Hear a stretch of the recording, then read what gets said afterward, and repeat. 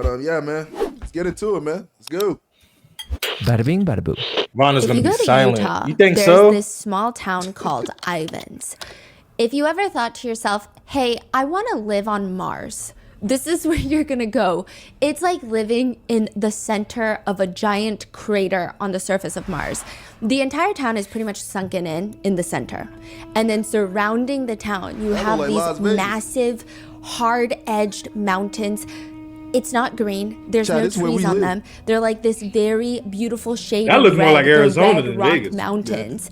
Yeah. It's beautiful until you keep looking at the pictures on Google Images, because then you start getting freaked out. There's something about it that feels like beyond the mountains, there's just nothing. It's just desert. You cannot even find any shade really in Ivans, Utah. There's no trees. You go to your backyard, it's like a red canyon. You feel like a little scorpion is about to crawl out into your house. And instead of trees, they have these green balls. Like, think of like watermelons without the stripes. Yo, and they're pokey. They're cactuses. All over your lawn. That's it. It's a true desert. I don't even know if it gets that windy. Just think of a barren landscape, but it's beautiful. It looks so pure. It's like a unique kind of aesthetic that the locals love. And there's only 10,000 locals in the small town of Ivans, Utah. You go to Ivans, Utah Stephanie's because you want to skincare live routine, bro. peacefully. You want to live quietly. I need her skincare. And more importantly, you want to live very privately. Especially if you pay for a $5 million house in Ivans, Utah, that typically means you want to be left alone. August 30th, 2023. In this very secluded, wealthy neighborhood, a 12-year-old boy crawls out the window of a 5-point... Yo. Like, yeah, you live out here, bro. I couldn't live in this. Definitely don't want to go nowhere, bro. But they need to investigate all the niggas that live here, because I ain't even gonna lie. That looked like a place where cults would like collectively stay. Like, bro, they look like neighborhood. Yeah, like it looked like the cops don't come here, bro. Like, look at this shit, bro. They're literally like in the middle of nowhere. They can literally kill somebody right there, bro. Yeah, and like, bro, and nobody we know. Man, I'd be scared every night, bro. Neighborhood. A 12-year-old boy he was born in Utah? Crawls out the window of a $5.3 million house. A what? He's dressed in this men's blue button-down dress shirt. Like, you know, those dress shirts. But it's kind of swallowing him up. It looks like he took it from his older brother's closet. He has on a pair of shorts and a pair of socks, no shoes.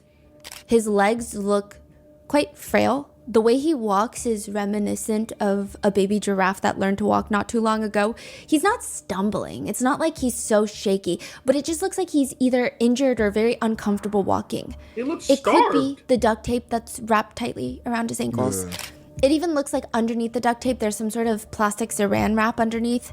And he has this long, very scorching hot walk ahead of him. He's just wearing socks. This is August 30th. No trees, no shade. You're looking at 100-degree weather. But because there's no shade, the pavement reaches about 140 degrees Fahrenheit. Oh my God. Put that into perspective. It would be like if you took a cast iron skillet, put it on the stovetop, kept it on high heat for 5 minutes, took it off, and then put your foot directly onto it.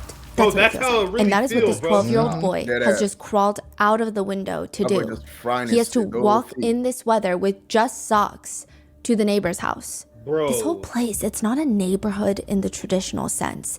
I mean, it is a neighborhood, but they're filled with $5 million houses. The houses are really far apart. They're almost a few blocks apart, if you will. You don't pay $5 million in Ivans, Utah to live on top of your neighbor. So the space in between each home feels at least like a few blocks. And there's only 3 finished homes in this entire neighborhood so far, which means this little boy has 2 shots. 2 chances. And the duct tape around his ankles and wrists are not helping. The sun is probably melting the tape into his wounds. He's already dehydrated. He's been starved. Just 2 seconds out in that level of heat, he likely feels lightheaded, and just the friction from walking with socks on that type of pavement can instantly cause burns and blisters. The first house that he walks to, he quietly approaches the door and he takes a few steps towards the front. He sees the doorbell, reaches out, presses it, and he just waits. Look how bright it is. He's waiting by the front door, very politely even. He doesn't bang on it immediately. I mean, I would expect him to, considering this could be life or death for him. But this 12-year-old boy just waits very patiently. Bro, he stands still for 40 seconds waiting for that door to open. He was so still that I actually thought I paused the footage. Eventually, he calmly knocks on the door and waits again. If there is nobody home, if they come back to get him, it is all over. This boy's condition is only getting worse, and it's likely that the wounds are going to get infected very soon. So he waits, and he's so still, as if like if he were to move, the homeowner would be so scared they wouldn't open the door. But again, nobody answers, which means there's only one more house that he can try, and that's if he can even make it to the house. So he starts walking, and like I said, there are 3 finished homes in this neighborhood.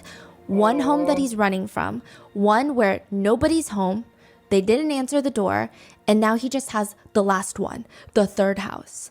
Damn. He walks up and he rings the doorbell.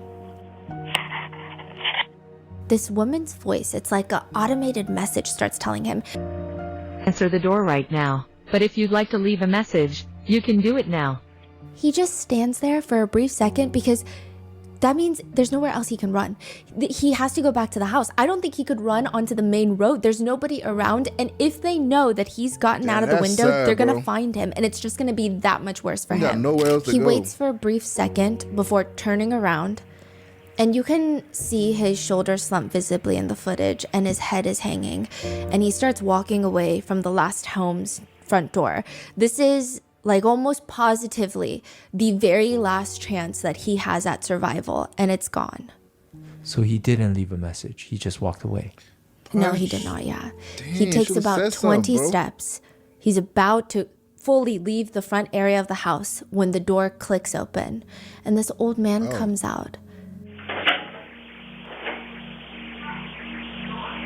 Yes. Hi, I was just wondering if you could do 2 favors. The little boy walks a little bit closer to the neighbor, but he's keeping his distance. And the neighbor, he kind of sounds like a grumpy old man. Well, what are they? Taking me to the nearest police station. Well, actually, just one's fine. It's likely by this point, the old neighbor spots the duct tape around his wrists and ankles. And he just looks so frail, like he hasn't had a real meal in weeks. And he says, What's going on, son? Have a seat there. Since it's personal business. Personal Have a business. seat. this is the starting point to all the secrets that start coming out of what was happening in that $5 million house in Ivins, Utah. Two children were being held captive in a giant safe room tied up with ropes. They had physical injuries that go deep down into the flesh, almost hitting the muscles and the bones. And then they would have cayenne pepper just poured into them. There's evidence of forced starvation, forced to walk around in the desert barefoot, forced to sleep outside. Authorities would later state, had it not been now, these kids might not have made it. The two kids that were being held captive and tormented are the kids of a famous YouTuber, a family vlogger who daily vlogged most of her life as a mother to 6 children. This shit is This crazy. is the case of Ruby Franke and Jody Hildebrandt. Like shit, all our YouTubers just vlogging like a normal fucking day, bro. Whole team, bro. She doing some crazy shit. Like, bro, what? Oh, man. I'm not gonna lie, bro. That shit is insane, bro. Bro, imagine you watching your favorite YouTuber. You watching them niggas. Oh, you don't know nothing going on. It's crazy.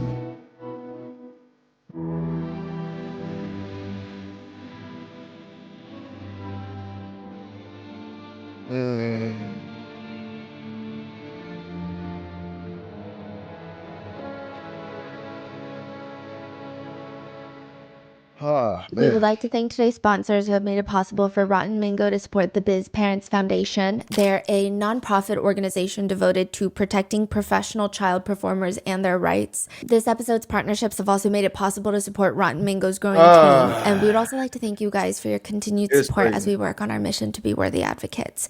As always, full show notes are available at rottenmangopodcast.com. Today's case involves Some very well-known names in the mommy blogger, family blogger world. Ruby and Kevin Franke, and then their 6 children, Ruby best and known by Kevin their Franke. channel name, 8 Passengers. Ruby and Kevin Franke, and Look at this. Ruby, Kevin. very well-known names in the mommy blogger, family blogger world. Ruby and I'll just look this thought up. Bro, like, look at these niggas, bro. Like, they look like And just like a normal white man and a normal white woman. Like, you can't sit here and tell me you can look at these people and say, oh, man, they doing something. You know what I'm saying? Like, they look professional. Man. That's crazy. Kevin Franke, and then their 6 children, best known by their channel name, 8 Passengers. 8 We're going to be Passengers. using the names of the How about 2 this? eldest children. Fuck So you that have damn Sherry, channel. How about the that? eldest daughter, and Chad. They are legal age and have publicly spoken out about Ruby, but we will only be referring to the 4 youngest children as either their first initial or just vaguely the son, the daughter, regardless of if their info is already out there. Additionally, Sherry Franke recently published a book that I read as research for this case, and I would recommend getting a copy or 10 just to show support for Sherry. The book is titled The House of My Mother. It is so well written, and it's very interesting. She somehow is able to put into words what she felt during these very extreme times of duress. And it was so strange because even though I've never gone through anything remotely similar, the way she words it, I feel like I can relate. It's very emotionally impactful, and I think it's a book that really makes you think and gives you pause about the world of family vlogging. She's also just a phenomenal writer, but also a very impressive source of inspiration for all. So please check that out. That's going to be in the show notes. This book really does like come from my heart. But as for content warnings, there are quite a few graphic themes of CA as well as food restrictions and wilderness therapy camps. And second to last disclaimer, the Franks are part or were part of the LDS Church. We are not here to discuss the church as a whole, and the actions of the perpetrators should not be generalized as a representation of the religion itself. This is not an attack on the LDS faith or the church. Ruby Franke just happens to be part of that church, and she sometimes happens to use the teachings to carry out her abuse. So with that being said, this is going to be a 3-part series. Because of the renewed interest in this case with the new documentary that was released, I received a ton of requests to cover the case. And initially I was thinking, okay, I'm going to keep it on the slimmer side, considering how much coverage this case has gotten over the years. But the deeper that we kept getting into it, I mean, there's just no way to sum anything up. Even reading Sherry's book and researching this case, there's so much insight. And this case is enacting change for a lot of people. And for that reason, if you are maybe one of the few people who haven't heard much about the case or haven't gotten a deep dive, this is going to be a 3-part episode. In part 1, we're going to go through Ruby Franke's YouTube career, the signs of abuse that a lot of netizens started picking up from the beginning, the evidence that she practically uploads straight to the internet herself, and how Ruby Franke getting quote-unquote canceled leads to her becoming more abusive and more extreme. And in part 2, we're going to cover Jodi Hildebrandt. This is Ruby's marriage counselor, her therapist turned cult leader, and all the lives that Jodi Hildebrandt has intentionally destroyed as a so-called therapist. Jodi Hildebrandt has other alleged victims to her abuse and was probably fighting to be the world's worst marriage counselor. She would infiltrate marriages and instigate divorces. She would ruin people's lives. And the speculation is she might have a deep-rooted hatred for men. So in part 2, we're also going to go over the alleged romantic relationship between Ruby Franke and Jodi Hildebrandt. In part 3, we go through Ruby and Jodi fully just jumping into cult territory. Ruby's lengthy journals detailing day by day of the torture that she's inflicting on her own children. And what Ruby's husband, Kevin, he's like a huge point of conversation in all of this. Nick, was I right by accident? Children. People are wondering, what was he doing during all of this? And why wasn't he charged? Really? Yes. So that's going to be in part 3. And with that being said, Let me find out. let's get started. It's These called the niggas actually rabbit wasn't a stick cult. room. It kind of looks like a back room. It's got that like nasty dark navy carpet. There's a full fabric couch up against the wall on one side, and they've got those white circular plastic fans, and the lighting is just back rooms. It's abandoned office lighting. It's fluorescent. It makes everything look so depressing. Every single Friday, the door to the rabbit stick room opens and a bunch of teenagers walk in. That's It's just how they call it? Yeah, Rabbit stick? a rabbit stick. Okay. A bunch of teenagers walk in. They don't even know each other. These are not friends. They're not part of the same school. They're just random strangers that happen to be teenagers. They're all given a new set of clothes, and they're all just wearing similar things. Go change into these clothes and take this time to say goodbye to life as you know it. Because from now on, life is about survival. Excuse The me. world is changing. Life is not going to be easy anymore. Do you think you have time to sit there and ponder about social media and play video games? You don't.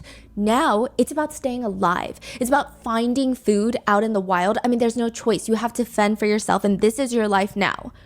All you get, every single teenager just gets a backpack. All their belongings are in this backpack. Whatever they need to survive in the Arizona wildlife, in the wilderness. If they lose something, if they lose that backpack, it's gone. Life's not fair. You don't get a replacement. How old are they? 12 to 17. The most important supplies are a giant piece of tarp and a sleeping bag. That's where you're going to sleep from now on. You don't get shelter. You don't get a tent. The first week, they say it's a lot about processing the grief. You lost your family, you lost your friends, you lose good food. Just a warm, nice meal with a lot of carbs sounds amazing. Or even just music and books. You don't have anywhere to put a heavy book in your backpack. You got to carry this backpack around with you everywhere. You're walking like 5-10 miles a day. You're going to bring books. You're going to bring a whole trilogy set. And then the next phase hits. The teenagers start finding ways to survive, which typically means they go through a 3-day fasting period, because that's what life is out like in the wilderness. Food is not a guarantee. Neither is toilet paper or comfort or really anything. That lasts 5 to 6 weeks. And probably for every single second of it, you feel like you're not going to make it. This is the Anasazi Wilderness Therapy Camp for teenagers. It feels like doomsday. It feels like the end of the world. These teenagers are thrown into the wilderness. They're forced to fend for themselves because they don't listen to their parents at home. The camp calls the teenagers young walkers. It's So kind of creepy. you will see a group of teenagers just walking in the desert. They have supervisors. They have camp counselors, or shadows, as they like to call them, that you can go to. I mean, you can't really go to them for anything because you're supposed to survive on your own. You just see them trekking 5-10 miles per day. Wow. Some of these kids were kidnapped to be here. The wilderness camp, if they feel like you're not going to come willingly, consensually, your parents can sign a little slip and they will come kidnap you in the middle of the night. Some kids said, my parents told me we were going to Disneyland. So this is like it's like Beyond Scared Straight, but it's made by the other side. Yeah, this is like beyond scared straight extreme. Like this is like, it's crazy because He's saying even Beyond Scared Straight, nigga. it's crazy because I know like these type of programs do exist. I've heard about these type of programs. It's crazy because my aunt actually wanted me to like. That's why my family started talking to them, because my aunt wanted me to get into this shit. But how does this help you? It How doesn't. does this help you become a better I mean, kid? it's like, bro, when you got abusive, when you're around abusive ass niggas, bro, it's like, nigga, they think that, oh, you do one bad thing, bro, they think that it's like, oh, you're just the worst fucking child. They'll make you dead ass. But my aunt used to dead ass make me feel like me and my siblings were like the worst kids, bro. Like, bro, we weren't bad at all, bro. Like in comparison to like what goes on now. But yeah, bro, she tried to convince my mom to get us into shit like this, bro. But I don't see how this helps. Like, at least with Beyond Scared Straight, you can see the outcome of it. Like, they tell you not to be here type shit. Yeah. But this is way worse considering the fact that it's in the desert, bro. Yeah, and like, you're just basically telling them to survive on their own. It's kind of like boot camp. My aunt tried to get it's like boot camp, bro, but like more extreme. Man. And now I'm eating a lizard because I'm like, starving. see? Like what? Wait, So hold on. this is Rewind like- that. How no, did we got to remember eating a lizard? because They're I'm on the starving. Parents desert. told me we were going to Disneyland, and now I'm eating a lizard because I'm starving. Like, bro, So what? this is like, you know, remember the Chinese case that we Yes. covered that parents would kidnap the kid, throw them into like this concentration Yes. type of, Mm-hmm. yeah. This is that.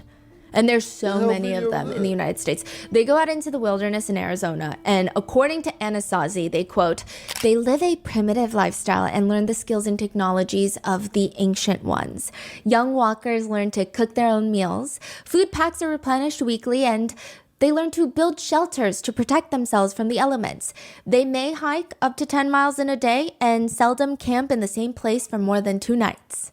If you are a They do teenager, teach you shit, 12 to though. 17 Yeah, years I'm old, like, and you struggle with any sort that don't of look that It's bad. hard, at first. behavioral It's challenges, this is what Anasazi lists it as.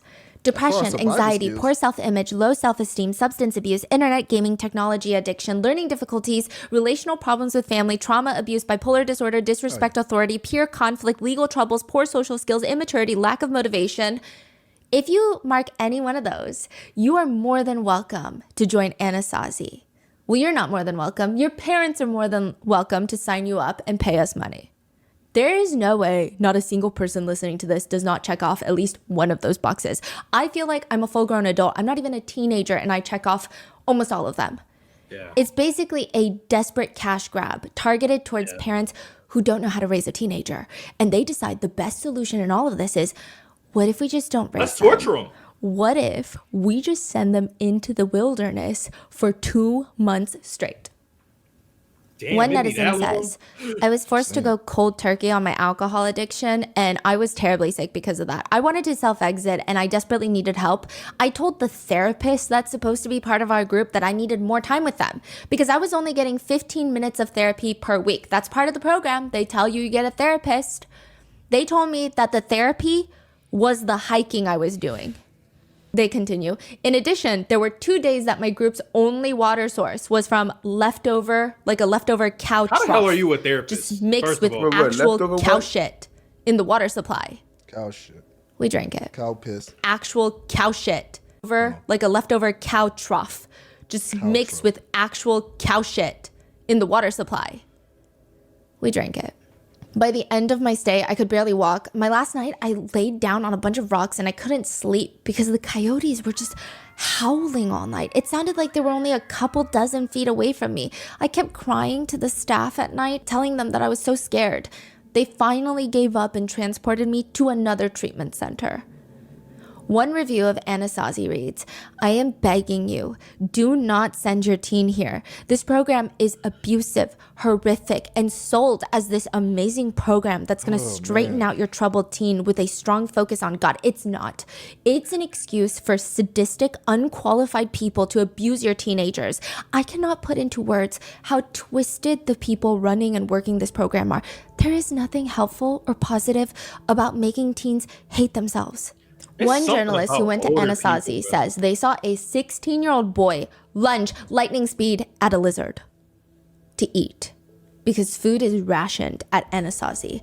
They get a week's worth of food at a time, and each day is rationed for only 2,000 calories per day for a growing teenager. Even for like a pretty sedentary lifestyle for a growing teenager, you need more than that.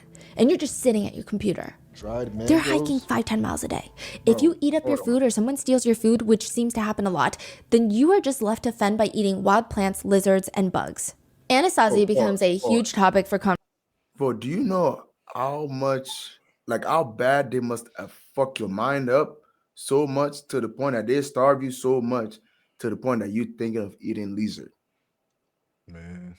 Like you see a lizard and you like, damn, that look like food. Like nigga, in what word do you think you would ever, bro? I got a whole fucking bowl of rice. I mean, it's and crazy. egg in front of me. It's- I would never imagine myself think of, oh, let me snatch up a Nah, lizard but and that's eat it. crazy though. Like, bro, back then that shit did happen though. Like, it's like they basically try to put you in a situation of like how back in the day, like, well, people had to hunt for their shit. Like you know, like Yeah, in but I'm Africa- saying, but I'm saying like it's all torture. It's like the torture that they put you through. that will get you to a certain mental state that you will look at a lizard crawling on the wall and you be like, I want to eat that. I gotta like, get nigga, that. Yeah. there is, bro. There is Bro, no fucking like, way. And keep in mind, it's a kid. Like, it's not even Yes, like, bro. it's not even the fact that it's like, because like again, that used to be a thing. Like, bro, American niggas, like, we live like kings and queens now. Like, back then, like, niggas had the dead ass hunt for this shit, right? We all knew this. Yeah.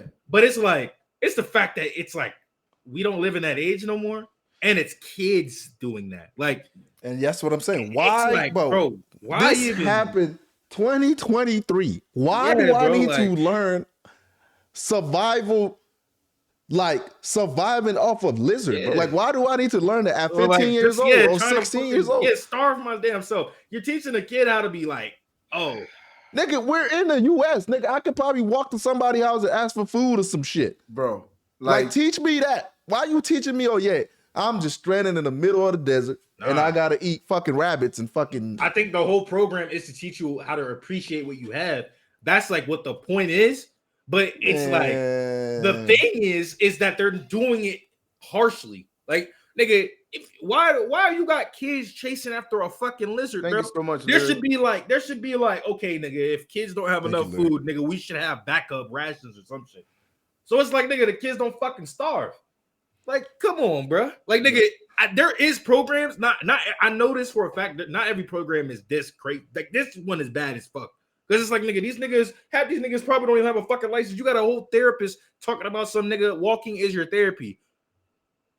Okay, my bad. I ain't know I had to take 2 steps to fucking get rid of mental stress. I ain't know that. Like, nigga, I already do that. I do that every fucking day. What fucking therapist is that? Matter of fact, what's her name, bro? Fire that hoe. She shouldn't even be allowed to therapeutic nothing, nigga. Yeah, like, bro, I already walk every fucking day. What do you mean? Oh yeah, that's all I gotta do, nigga. Man, you can get the fuck out of my face, though. Conversation on YouTube after a famous family vlogger decides that she's going to send her 14-year-old son to Anasazi. And it's already bad enough that everyone on the internet sees comments from netizens talking about how bad their time was at Anasazi, how they wanted to self-exit after coming out, how they irreparably, like, just absolutely obliterated their relationship with their parents after being sent to Anasazi. They're reading all of this, and this YouTuber is just happily sending her son there. Netizens are outraged, they're confused, and the YouTuber's son's name is Chad. The worst part in all of this is after 2 months in the wilderness, Chad comes back home, and he's actually gained weight when he was out there. What? And he says on camera that he loved his experience, but a lot of netizens are confused. His conditions at home, and how are they worse than Anasazi? How did he gain 10 pounds hiking 10 miles a day in the wilderness? Make it make sense. That doesn't make sense. Stealing food? Is it still running today, the program? Yes. What? This whole thing feels like doomsday for YouTuber Ruby Franke. The whole world is falling apart. The apocalypse is coming. Everything is dying. And it kind of all starts with Disneyland. It's interesting. There's a lot of people who really want to be good at something. And then there's a lot of people who don't really care if they're good at something as long as you think that they are good at something. They all say the same thing. So it's very hard to differentiate who is who. Like, who actually wants to be good at it and who just wants to be seen to be good at it. It is pretty clear. Ruby Franke just wants to be seen as a good mom. I don't know if she had any intention to actually be a good mom. Kevin says that in their religion, they're taught the only purpose in life is to become a parent. That's the goal. That's what everyone should strive to. Why aren't you parenting? But if everybody gets there, then how are you special? So Ruby's new mission is to be the perfect mom, but it's not just enough for all of her family members to be like, Ruby, you're such a good mom. For her to walk into church and they say, Ruby, I don't know how you do it with 6 kids. That's not good enough. She wants strangers at the mall to tell her that she's a good mom. She wants to maximize the amount of praise that she gets. So she needs a larger audience. And that is the birth of the YouTube channel, 8 Passengers. Ruby is family vlogging. Now, side note, Kevin says the name of the channel is very symbolic. But you're not. We were all in this vehicle together with our family, driving down this road called life. The first video ever uploaded is of Ruby standing around the kitchen island, and she's got 5 kids with her. She's got the eldest daughter, Sherry. Then she has the son, Chad. Then she has 2 daughters and another son. And there's a cake in front of her because it's a gender reveal. She's about to have her 6th and final kid. When was this? A long time ago? Yeah, this was years ago, like almost 10 years ago. Oh, wow. Wait, so the They kid cut she tortured into the sponge cake. is her and own the kid? cake is pink. They're having a baby girl. They've got 2 sons and 4 girls. Mm-hmm. And Ruby says, the main purpose of this channel is I just want our channel to be a ray of sunshine in a world where people just criticize each other and make each other feel bad. And we're here to show that happy families are a reality. I love coming and doing little simple things with my family because it just makes all my worries go away, just for a little bit. But it all falls apart at 2 in. Chad, the eldest son, he wakes up the youngest son. So there's 2 boys. The youngest son is probably like 10, probably like 7 years old at this point. And he's like, wake up. We're going to Disneyland. It's a surprise. You got to pack your stuff and we got to go. Get your sunglasses, get your sun hat. Don't forget your sunscreen. Chad is telling the little boy, this is the same one that was walking in the neighborhood. The little boy? Yes. So Chad is telling his little brother, come on, you gotta get all of your stuff. And he's so excited. He starts packing all of his things, shoving them into a suitcase. He starts hauling them like down the stairs. He's ready to go to Disney. This is gonna be a family road trip. I mean, this is probably gonna be the highlight of the whole year. And maybe it's even more convincing because the parents are YouTubers. YouTubers do crazy things all the time. But the whole thing is a prank. It's like a relatively innocent prank. Chad is goofing around. They're not going to Disneyland. Oh, I know that. Chad is pranking the little brother. Yeah. Okay, and then the parents are recording this? No. Oh. The parents wake up in the middle of the night to the younger brother crying because he was so excited to go to Disneyland. I see. And now Chad is in very big trouble. Oh, so he This was is being a the dick. start of doomsday for Ruby Franke. Almost a year later, summer of 2020, Ruby is sitting up on the floor. She is leaned up against the wall with her son, Chad, and her other daughter on her other side. So she's in the middle. She's sandwiched and just vlogging. I'm like, you will do what I say. When Chad just casually mentions, he just says, my bedroom was taken away for 7 months and then you give it back like a couple of weeks ago. and Ruby just starts cheesing. Like she's got this big old gummy smile and she's I don't think our viewers know that. I've been sleeping on a beanbag since October. And they gave my room back like 2 weeks ago. Oh, I'll give you the reason why I lost my bedroom. I think so. I think this is the reason. At least this is the reason that's been in my head. It's pretty funny, but now that I look back, I mean, it's pretty depressing. No, we never told our viewers. And Chad goes on to explain that I woke my brother up at 2 a.m. and I told him that we're going to Disneyland and he has to pack, and he made his bed and all neatly. He packed all of his clothes in the suitcase and then he walked out the door and he's like all happy. He has his sunglasses on. And Chad is kind of smiling a little bit, giggling a little bit while sharing the story because, I mean, it's truly an innocent prank between siblings. And then also he's in a vlog, so I would imagine he's not like, yeah, this is why I got my bedroom taken away. I don't know. But Ruby starts yelling. If you think it's funny, then that was 7 months ago. Maybe you need longer without a bedroom. It was not funny. And she's glaring at him like a little Karen. Ruby explains that's why the bedroom setup has been this way, with the younger son getting a bigger bedroom than the older son, who's a teenager, and Chad has been given a very small bedroom, but even that's been taken away. She says, quote, but what you guys didn't know was Chad didn't get any room. He didn't get anything. He was sleeping on the floor in the family room. And he just got his bedroom back, and that's because he's shown up consistently without bullying the kids. Chad also hasn't had a flip phone, smartphone, any kind of phone, and it's been over a year. I still have no intention of returning a phone. Then she turns the camera to her younger daughter. And we took her phone away in November, and you may never get your phone back. The younger daughter just responds, yeah, probably not. If I was to go back and redo anything in parenting, this is Ruby telling her viewers, it would be to not give the kids a phone. On both sides of her, these are teenagers. They just look like they're forced to be here. And now Ruby is taunting them like, you're never going to get your phone back. It's just all sorts of weird.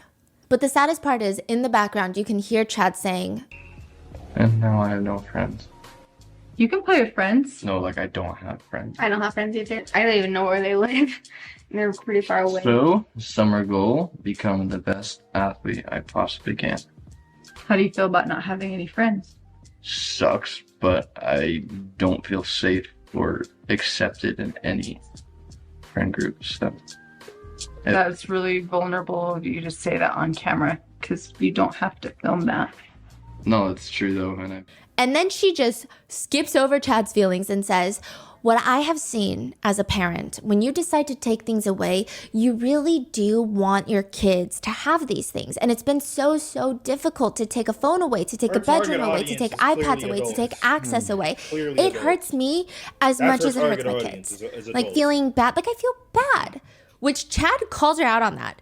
So then what do you mean you have no intention of giving our phones back?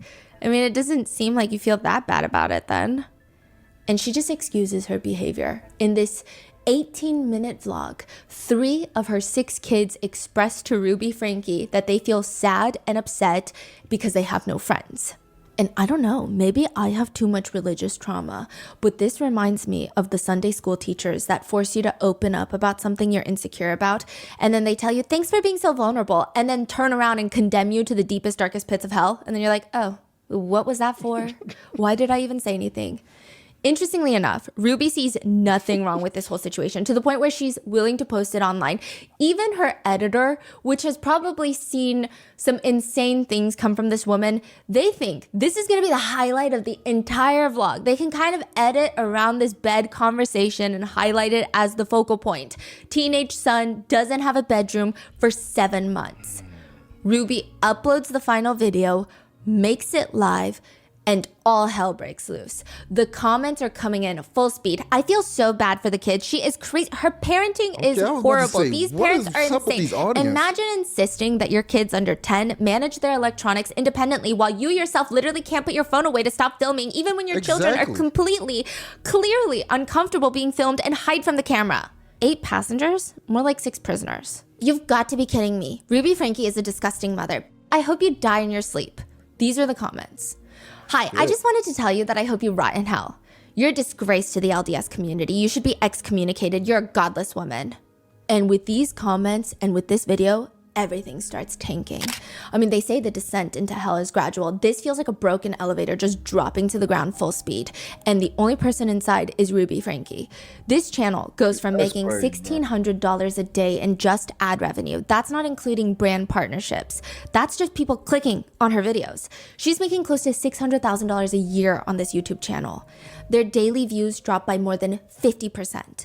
And the bulk of their earnings, they come from brand partnerships, which she's pulling deals with like Clorox, Narwhal, Ruggable. This is like wholesome family vlog branding. None of them want to be associated with a mom who spends all of her energy scheming up cruel and unusual punishments for her kids. So seeing as their business is going down, Ruby and Kevin take probably the most ill-advised action that they could in this situation, which is allegedly mass delivering a bunch of cease and desist letters to creators that were talking about their parenting, like commentary channels. Listen, I don't know, cease and desist, they just light a big fire under my butt. I get so excited. Like, why do you want me to shut up? What did I say? But the worst response that Ruby has in this situation is she makes this full-length Instagram post about everything happening in 2020 with Black Lives Matter, the senseless murder of George Floyd. And she tells the world, this is without even apologizing or even addressing the bed situation with her son, Chat. She, a white woman who relates, she says she relates to George Floyd's hardships. Her condensed Instagram post reads, "My heart hurts for the murder of George Floyd. My heart hurts for being accused of abuse when my motives have always been love and real abuse actually occurs on a daily basis throughout the world." The bad part is, as much as everyone wants Ruby to feel the deepest depths of internet cancellation, technically it still impacts the entire family. Sherry, the eldest daughter, the author of the book, she says, producer, pause a key. Wait, did this? I don't. Should I call her one, bro? Huh? Should I call her one, bro? I'm not gonna call her one. Did she just compare her situation to George Floyd. Bro. Bro, I'm tough, man. I mean, that's why she getting exposed right now, man. But no matter what you do in the dark, bro, like at some point, it's gonna come to the light. You can run, but you can't hide, bro. I hate honestly when somebody people needs do to that. like karate kick her in the fucking throat. Like how does that relate, bro? Like what? Somebody needs to like do it. Right? A black dude dying from the hand of a cop versus you being a fucking terrible mother. How is that the same shit? Like honestly, somebody just needs to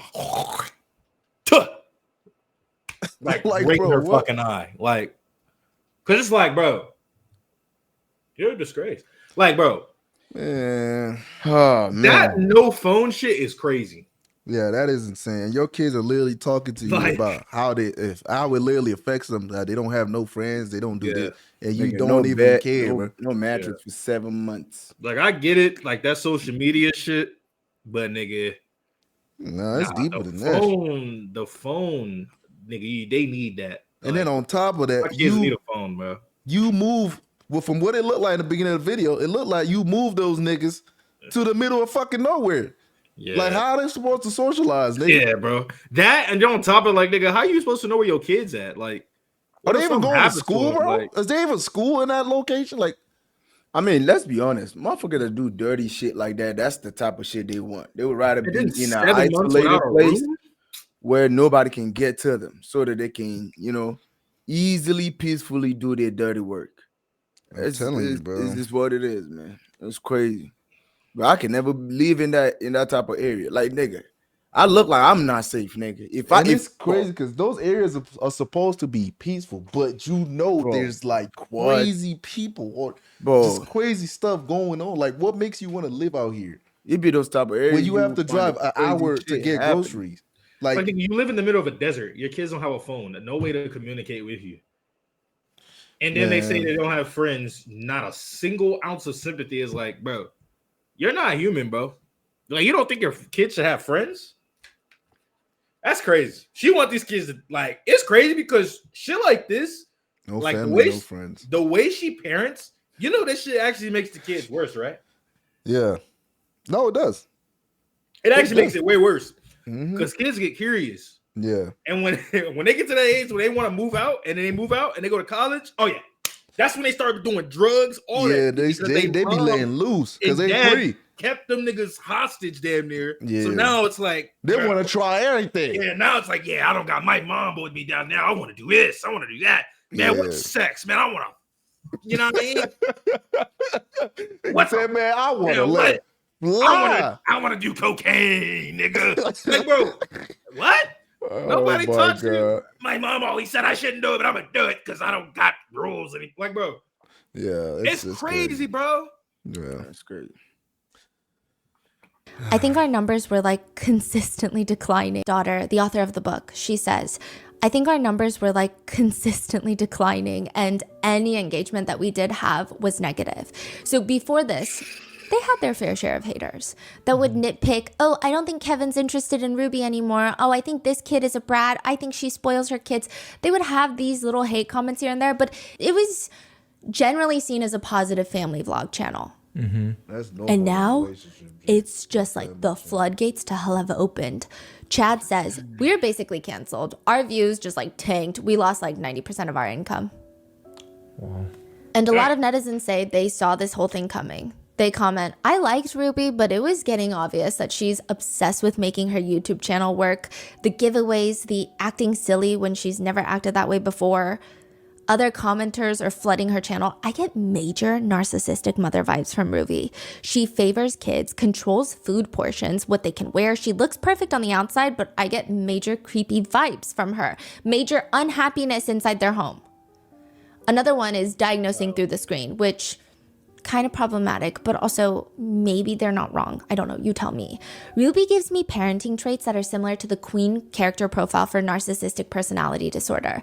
She's obsessed with attention. She loves the compliments about her looks. She loves hearing people say she's a great mother. She loves hearing people say she's a great wife, but she seems so freaking fake. I can't stand it. Ruby does not self-reflect. She decides everybody is wrong. This is cancel culture. They're trying to harm her and her reputation. Either burn in hell, as I have told, or disappear off the face of the earth. And I'm not going anywhere.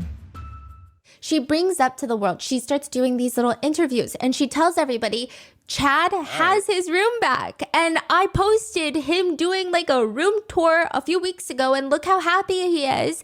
Which, by the way, people start flocking to that video of him redecorating his room because he just got it back, but we didn't know that at the time.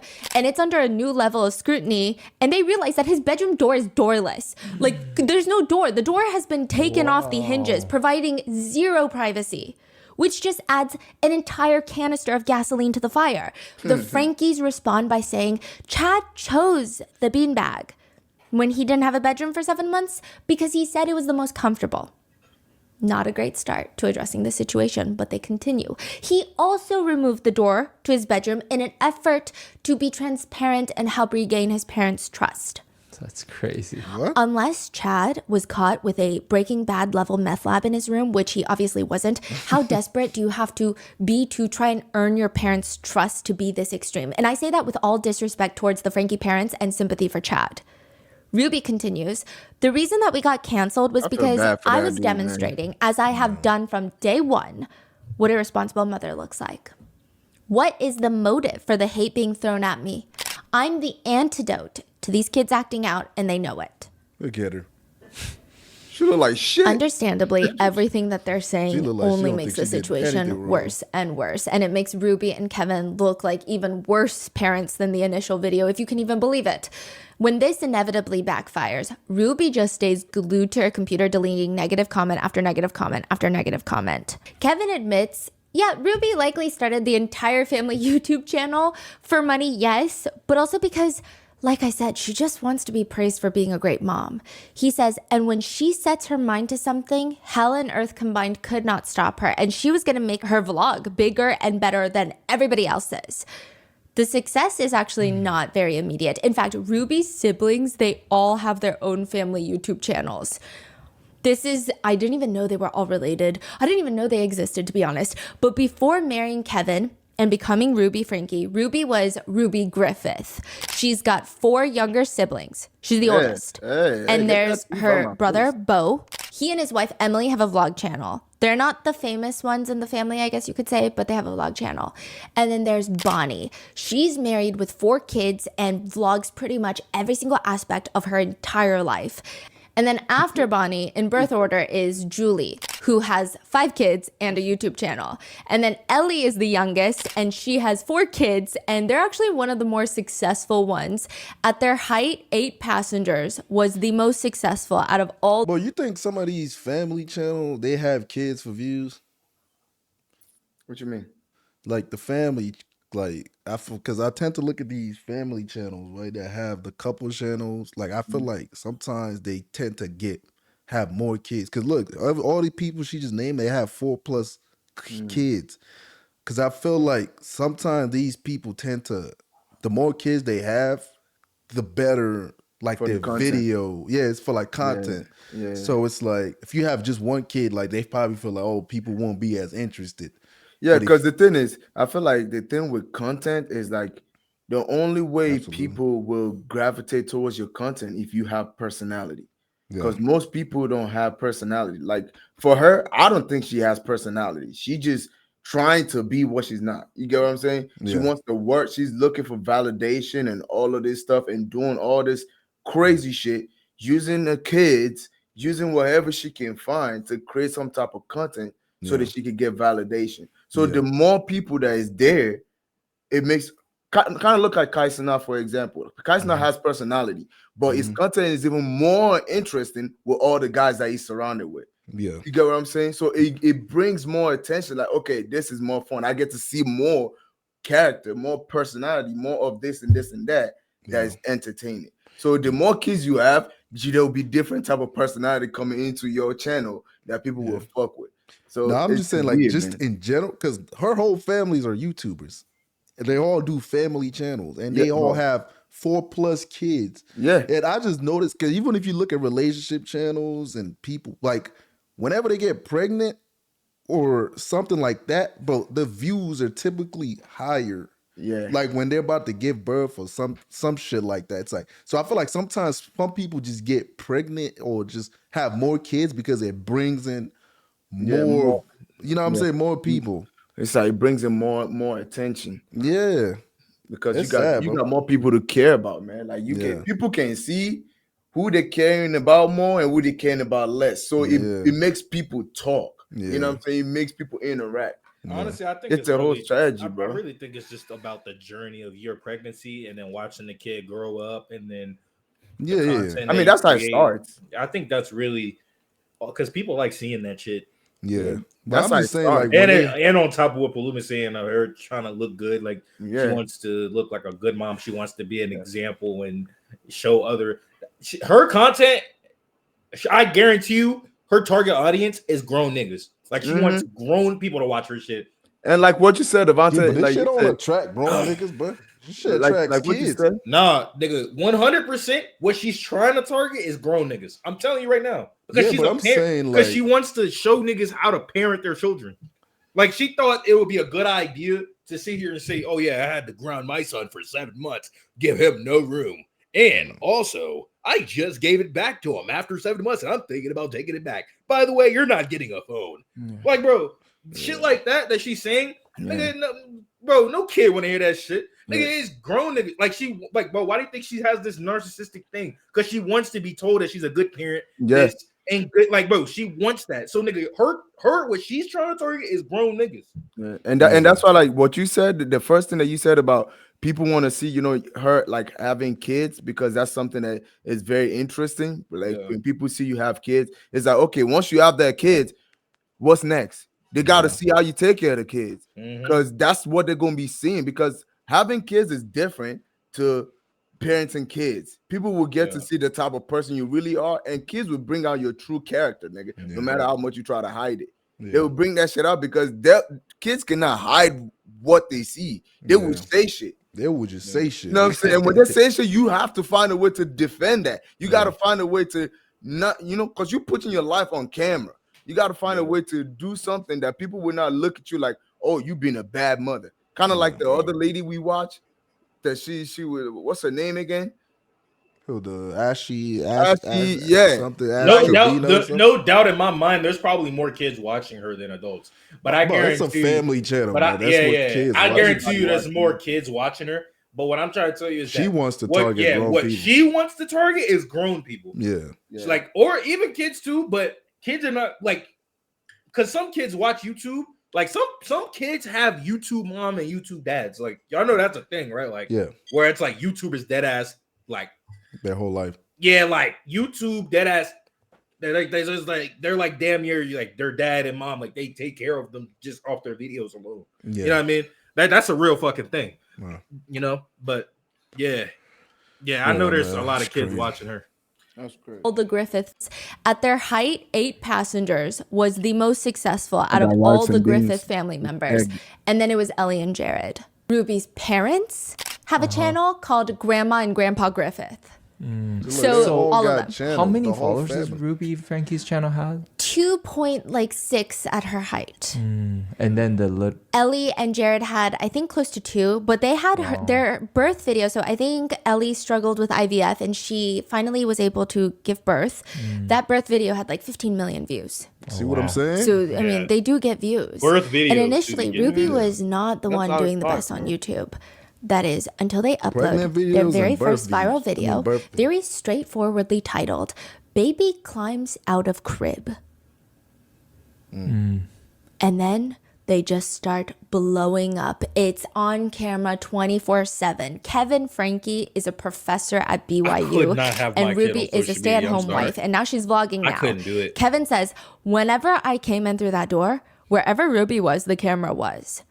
He remembers in the beginning, she would force him to vlog, and she would say into the camera, you guys are always asking us, can we hear your kids play more? Can you please sing more Christmas carols? We'd love to see your family play some Christmas music. And she's just smiling at the camera, waiting for Kevin to say something. And she's smiling, but kind of like a teacher that's telling you for the 10th time that you should not stick that eraser up your nose. And she finally angrily turns to him, I'm waiting for like to share a conversation with you. I'm listening to you talk. I'm sorry. I like to hear Ruby talk. I'm cutting all of this out. Help me out here. She keeps huffing and puffing. And finally he tries to say, I don't know where you want me to come in. Okay, start over again. I'll help. Here, I'll pick it up. Okay, Ruby, ready? To cut it out, man. So one of the traditions that we do in this family, and she's just so intense, not just about capturing all the moments, but making them absolutely perfect, even if it's fake. Nevertheless, in the beginning, it's kind of cute and fun. Everybody's having a good time. All the kids are having a good time. They're making some YouTube money. They're buying a new van. They're getting a bigger house. And they would be on the highway in their billboard of a car. It's got the 8 passengers bumper sticker. It's like a truck, honestly. It's like a bus. I mean, you got to fit 8 of them. People would drive up on the side of the highway and start waving and freaking out because they're like, I watch you on YouTube. One comment reads, I think this family is refreshing. I enjoy it when Ruby tells stories, and I think Kevin is really attractive. Someone else comments, Kevin is an intelligent, mature, and masculine vlogger. I find him very attractive, which is exactly what I would write if I were Kevin. But I digress. Kevin would say, it's all Ruby, you know? People loved Ruby's personality, and it attracted an audience quickly, which, I mean, I guess it's fine. It's all fun and games until $85 hits the bank account. Something flips a switch in that moment. Kevin says, shortly after the first paycheck landed on our account, it was like $85. It felt amazing. And that first paycheck flipped me 180 degrees, and I wanted more. The 8 Passengers LLC was born. Hold on, how they get $85, dog? The $100 threshold? Or is that before the $100 threshold? That's probably that $100 threshold. Been a, oh yeah, no, they probably OGs. No. No, they probably OGs. No, they probably OGs. I mean, yeah, they be doing this shit for a minute. Yeah, they OGs. Yeah, back then it was probably like 60. I think it was 60. I mean, right now it's 70. It's 70 now? Yeah. Oh, they probably. Oh, well. Yeah, like you gotta make like I think 70 or 75 for you. But I know around that 2020, nigga, it was 100. Nah, that it was 100. But I feel like that's probably why they like that, bro. Because it's like there could have been 10 years ago, yeah. There could have been a perfect family YouTuber, wherever, you know what I'm saying? Because that's what they're going for. Because they were doing that, it was good. But it's just like the shit changed the moment that money came in. And then I feel like the whole idea just became about money. That it's just like, okay, now we're not even focused on the fact that we're actually enjoying life and enjoying, you know, our family and content that we make for the world. Yeah. Now we're making it about money, and now money is changing the way we think, the way we act, the way we treat our, you know what I'm saying? Yeah, our own kids. You get carried away, man. That's crazy, man. 80 degrees, and I wanted Chat, more. don't be like the these 8 niggas, Passengers LLC was the born. Love of money, bro. Kevin said don't be that? like these niggas. He said, bro. I got $85 and that I was ready to go all in. I guess he thought this was like some little hobby his wife was doing, and then he was like, $85? Okay, so like you can actually make money. Yeah. It's not a scam. So then he made 8 Passengers LLC. Hey, bro, Sherry, the when we eldest first daughter, made money the on author of the TDS, book, bro, writes, the kids nigga, were I was scared, nigga. I thought we was in trouble. But I'm not gonna lie. When was it like 20 bucks? When we saw 20 bucks on the channel, bro, I was scared because I'm like, bro, it did not feel real. It didn't feel normal. We made our first 100. That shit felt weird. Bro, it felt illegal, bro. It felt like we're not supposed to be doing this shit. I was like, nigga, but I told all y'all niggas, I was like, bro, I don't know what it is, bro, but this shit kind of scare me, bro. It feel like, nigga, what we're not supposed to be doing that shit because all we did was film video, edit it, post it, boom, money came in, and we're like, okay, bro. We need to like do more research because I don't think we're supposed to make money, bro. Are we supposed to make this much? Nigga, I was scared, bro. But she was LLC. Like, Sherry, the eldest daughter, the author of the book, writes, the kids were all employees. That is how we were referred to. That's crazy. Employees. From then on, if they were ever to go on a family trip to vlog, they would want the kids to act like employees rather than we're just going on a family trip because now we can afford it and we're just gonna vlog here and there so that people can stay in the know. Kevin says all of a sudden, it wasn't just enough to interact with Ruby. I had to interact with the camera. Which maybe someone would feel sympathy for him, but he would also, in the same vein, turn around and yell at his kids. Kevin would start scolding them. Well, Chad is acting horrible today. The whole purpose that we're here is because of our jobs, and you guys are acting like this is stupid. Nigga, Basically because the saying, kid don't always want to fucking care in ready, his set, face. action, like get it together. Kevin would later say, the kids started to complain about everything. Like I'm bored. Really bring we don't kids want into to this film. world We're so and tired just- of doing this. It really began to concern Ruby. She would describe it as they were losing their light. Losing their light is a wild thing to say. Ruby is both not self-aware and dramatic. Kevin, which don't get me started on Kevin. There's a lot of thoughts about this man that we will get to in part 3. But Kevin says Ruby would constantly remind him, Kevin, the camera is millions of people watching us. She really just wanted Kevin to be the perfect husband. That's how it's described. He says, she wanted me to be the even-keeled but strong patriarch of the family, but I wasn't. I was a nerd through and through. Which is kind of simply a pick-me thing to say. But when asked, did you exploit the situation? Did you exploit the kids? Kevin responds in the new Hulu documentary, absolutely I did. All of that money, all of that payment came from one reason and one reason only, my kids. And we started watching the paychecks go from like $2,000 a month to $8,000 a month to $20,000 a month. And at our peak, $100,000 or more per month. When further questioned on whether or not he felt bad about it, Kevin just responds, not at the time. I was raised with the idea of the cosmic vending machine. It's this idea that I can bargain with or do business with God. We believed that we were sharing goodness, Christianity with the whole world, and in return, God was blessing us. Oh my God, Sherry, bro. the author of the book, and she's been very outspoken against family vloggers. She says, our entire schedule revolved around YouTube, and I think that's where I started to have some issues. We always had to keep the house clean. We changed our lights from this warm shade to just like a bright fluorescent white. It felt more like a set than a house. All for $85. And that's just the beginning. This is going to spiral into like millions and millions of dollars. And then they're going to hit 1 million subscribers. Even for that, Ruby is sitting in her car crying. She's in the driver's seat. The car's parked. She's tearfully telling the camera, it is so fitting to hit 1 million while I'm like trying to squeeze in all these little things that I'm gonna do to serve my family. Like, my big thing has always been that mothers are powerful, and it's not just the big things that the mothers do that make them powerful. Power comes in the little things. So thank you. But a lot of our viewers started feeling like the more Ruby grows, the less we like her. One comment reads, I like the way Ruby acted towards the kids in her older vlogs. It came across very honest, and I felt like I was watching a real mom. And now she seems like she's afraid to show her disciplining them and uses this weird baby talk. Which, side note, the baby talk is wild. Every little thing that her kids would do, she would go, oh my gosh, oh my goodness, oh my gosh. It just did not feel genuine. Not that those words or phrases can't be genuine. It just didn't feel natural. Yeah. Some are even comparing Ruby with her sisters, writing, I think Ruby really tries to be like Bonnie, her younger sister. Her personality was never as bubbly before. This, hi guys, oh my gosh, I can't wait, seems really fake now to me. And I want to add that I do think that Bonnie's true personality is bubbly, but not Ruby's. Seems forced. That's a comment.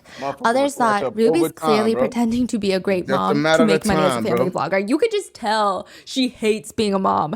They comment, Ruby strikes me as the type of person who craves intellectual stimulation. With Kevin traveling so much, I think she gets restless.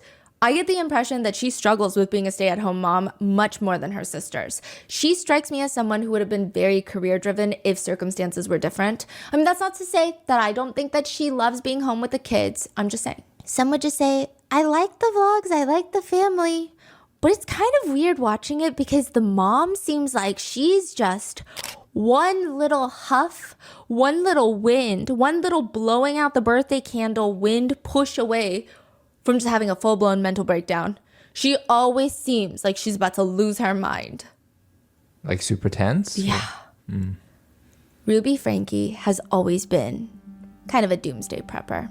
There's vlogs of her showing off her massive freeze-dried food stash. Are you guys ready to be a food prepper with me? No, emergency prepper. Are you guys ready to be an emergency prepper with me? If you think I'm trying was that? She's like redoing it for the vlog. Oh, and then she posted that? Or? No, these are in the unedited clips that were handed over to the Hulu documentary. I believe the family consented to about 1,000 hours of footage. Okay. Yeah, so Ruby Franke, she is preparing for doomsday, but nothing is preparing her for the doomsday that is her entire online career just going up in flames. People are pulling up old vlogs. They're like, no, not only did she take away her son's bed. There's a vlog clip of Ruby standing in line at Chick-fil-A, and she says, "This is us waiting in line to eat at Chick-fil-A. Because we're supporting marriage between man and woman. And here's the end of the line." And she shows a very long line. "We support Chick-fil-A. Woohoo!" Yay! One comment reads, "Disgusting." She was saying that was fun. It's fun fighting against people's liberties when it doesn't affect you. So this was during a boycott. The family hit a new low and they can't do anything to redeem themselves in my eyes. Wow. Eating at Chick-fil-A because marriage should be between a man and a woman. Go screw yourself, Ruby. Other comments read, "They're standing in line to support marriage between a man and a woman. Has that ever been threatened in any way ever? No, they're standing in line to hate. Pure and simple as that." There's another deleted clip that has been deleted and launched into space to be forgotten, but Kevin had gone on this business trip to Japan. Ruby says in the vlog that he lost so much weight in Japan because all he was offered to eat were raw dogs and horse. To which Kevin even comes home and says that he's so happy to be home because the food is not raw anymore.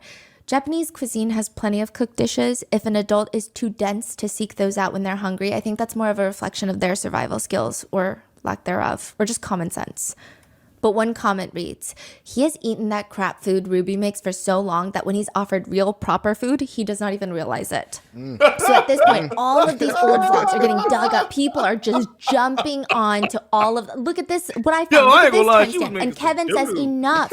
He says about the sudden hate, which I don't even know if I can call it hate, if it's genuine concern for Chad's well-being and just outrage at the parents' actions. But Kevin claims the hate is pushed by the algorithm. He says, quote, "All of a sudden the algorithm began to recognize, oh, this is a hot topic. So everyone scrambles. Ruby takes the video down, but I think that she was unprepared for what was the torrent of pure hatred that came through the door."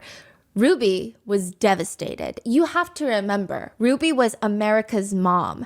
And then for her to be viewed as this abusive monster, it haunted her. We saw it as an innocent religious family that's being attacked unjustly by cancel culture. Mom. And cancel culture is winning. Not African mom. So this is like, you're saying after 2020? Like the Yes. whole saga begins? Oh, yeah. That's what's happening right now. And then from 2020, it just starts spiraling, like more vlog footage. She makes new vlogs that are controversial. Old vlog footage starts going viral. And she just becomes like a major topic of commentary channels. But it hasn't really entered into... at this point, there were calls to CPS, but it hadn't entered into this huge territory of, wait, this feels like a genuine investigation that the authorities need to do. Yeah. At least not yet. So by this point, Kevin says, Ruby was effectively America's mom. She would confide to me that she was meant to be some sort of instrument in the hand of God. She was meant for something bigger than herself. I mean, I don't know. The comments are still rolling in, and nobody is fond of America's mom. People start speculating on even Ruby's marriage with Kevin. Does anybody else get the impression lately that Kevin has kind of checked out? I always get the feeling that he would rather be at work. He seems like he loves his kids, but is just going through the motions of his marriage. Another comment reads, when Ruby was making quesadillas in a vlog, Kevin was eating tortilla chips and she was trying to express a romanticized favorite situation of hers. Him being there watching her cook a meal for the family, I don't know, he's just so cold and unresponsible. Not in like an intentionally mean way. It was just kind of funny and sad, mostly sad. Another spectator says, as much as I find Kevin to be smart and sexy, I am repulsed by cheaters. And if there is one YouTube couple where I suspect someone is cheating, it's Kevin. He appears to love his kids, but he seems I knew he went to Japan to cheat. Yo, pause this. Bro. Kevin does tell Insider that I'm not gonna lie, these past Ryan Mingle joints, I've been on a fucking roll. Oh shit! I've been on a. Man, they ain't say he cheated yet. No. It's just the fact that bro. Remember the last video we did? Yeah. Bro, I'm on it. Like I'm on that shit. Like I don't know what. I think God is talking to me, bro. Yo, bro, I ain't never. Bro, I literally was like, yeah, he definitely went to Japan to cheat. Bro, I literally said that shit. But he said he ain't like the food. No, I'm saying when she said that he went to Japan for a business trip, I was like, that nigga definitely cheated. He don't want to be with this girl. Like, bro, you see how crazy she is? Yeah. Bro, I know this nigga cheated, bro. I know this nigga cheated, bro. Who would want to be with that? She makes doo-doo. The nigga used his kids. Did you see the doo-doo she was scraping out the fucking pan? Nobody want that. That nigga is not happy. He's not happy. He's cheating. He's cheating. Okay? You got cheated on. Like, you got cheated on. It's okay. Oh, man. Ooh, I want to call her one, Akeem. She got cheated on. Nigga say it's okay. Nigga say it's okay. Like, nigga, you bitch, you deserve it. Like, the fuck? It's okay, bro. That after this whole backed out of his marriage. Look at this nigga. Kevin does tell Insider that after this whole bed saga, the vlog of Chad sharing that he doesn't have a bed, that all of this was, quote, a moment of vulnerability and a part of Chad's story of redemption that showed his victory over the challenges that he's faced over the last several years. He's saying this was supposed to be an uplifting moment that the internet twisted as abuse, which is like a crazy way to try and romanticize it. There's a very controversial book called Visions of Glory.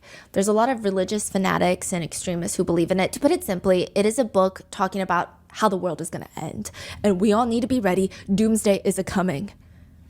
According to the book, this is how we're going to know. Biological warfare will start. A devastating plague, disease. It's going to be secretly engineered as a bioweapon, and it's going to come in and just kill billions of people on a global scale. The U.S. drinking water is going to be almost fully contaminated, making it absolutely, utterly undrinkable unless you want to grow a fifth arm. But of course, the government is never going to tell you that. They're never going to warn you of that. This is what's going to happen. And then in 2020, everybody who is a fan of this book starts flipping out.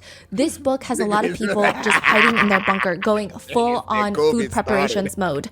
The book states that there's going to be a plague. They think COVID. The book also states that there will be massive economic collapse before doomsday. Banks will shut down, factories will close, and global businesses will cease to operate, which a lot of countries and businesses did abide by lockdown rules and laws in 2020. So now, a lot of people who read this book are thinking we're getting on 2 for 2. We're cooked. Right? Oh, man. The third thing is the book states that there will be a massive earthquake that's going to destroy much of the West Coast in the US. Now, side note, this book is quite controversial amongst those of the LDS faith, with most being upset that the book has not been condemned by the church yet. If you're part of the LDS faith, you're probably going to come across this book. Mm-hmm. And because it's not condemned by the church, you might read it thinking it's supported by the church and these are messages of the LDS faith, but it's just very extreme. Mm. And a lot of other cult leaders and convicted killers have read this book, allegedly, and really loved it, like Chad Daybell and Lori Vallow. A small select group of people believe every single word in this book as if this is a future-telling machine on a piece of paper. So with that being said, the book states that a massive earthquake will destroy the West Coast. In 2020, Salt Lake City, the headquarters of the LDS Church, if you will, had a 5.7 magnitude earthquake. Damn. And now, there's COVID. Kevin, Ruby's husband, says, it's 2020. Everyone's dying from COVID. There's an earthquake in Salt Lake City, and the protest, it just felt like the world was ending. He says he actually got excited because it felt like the second coming. Kevin says everybody else was going to burn, but we felt like we were on the right side of it. Right, because you know. Which, I mean, I guess if you do some mental gymnastics, right? But other doomsday extremists say there's actually a missing element that's not in this book. An electromagnetic pulse is going to wipe out all of electricity. There's going to be a huge, massive shutdown of technology, and it's going to happen gradually. Which maybe to Ruby, that's what this feels like. A full-blown attack on the internet. Her entire life is collapsing in like a few months. Netizens are still going through back catalogs of vlogs, downloading, watching, and timestamping every single strange thing that she's done, making a list to call CPS about. Ruby claims that there were like 1,000 calls made to CPS because of her. If you go to school and you say, teacher, my dog ate my homework, nobody's gonna believe you. But this is probably worse.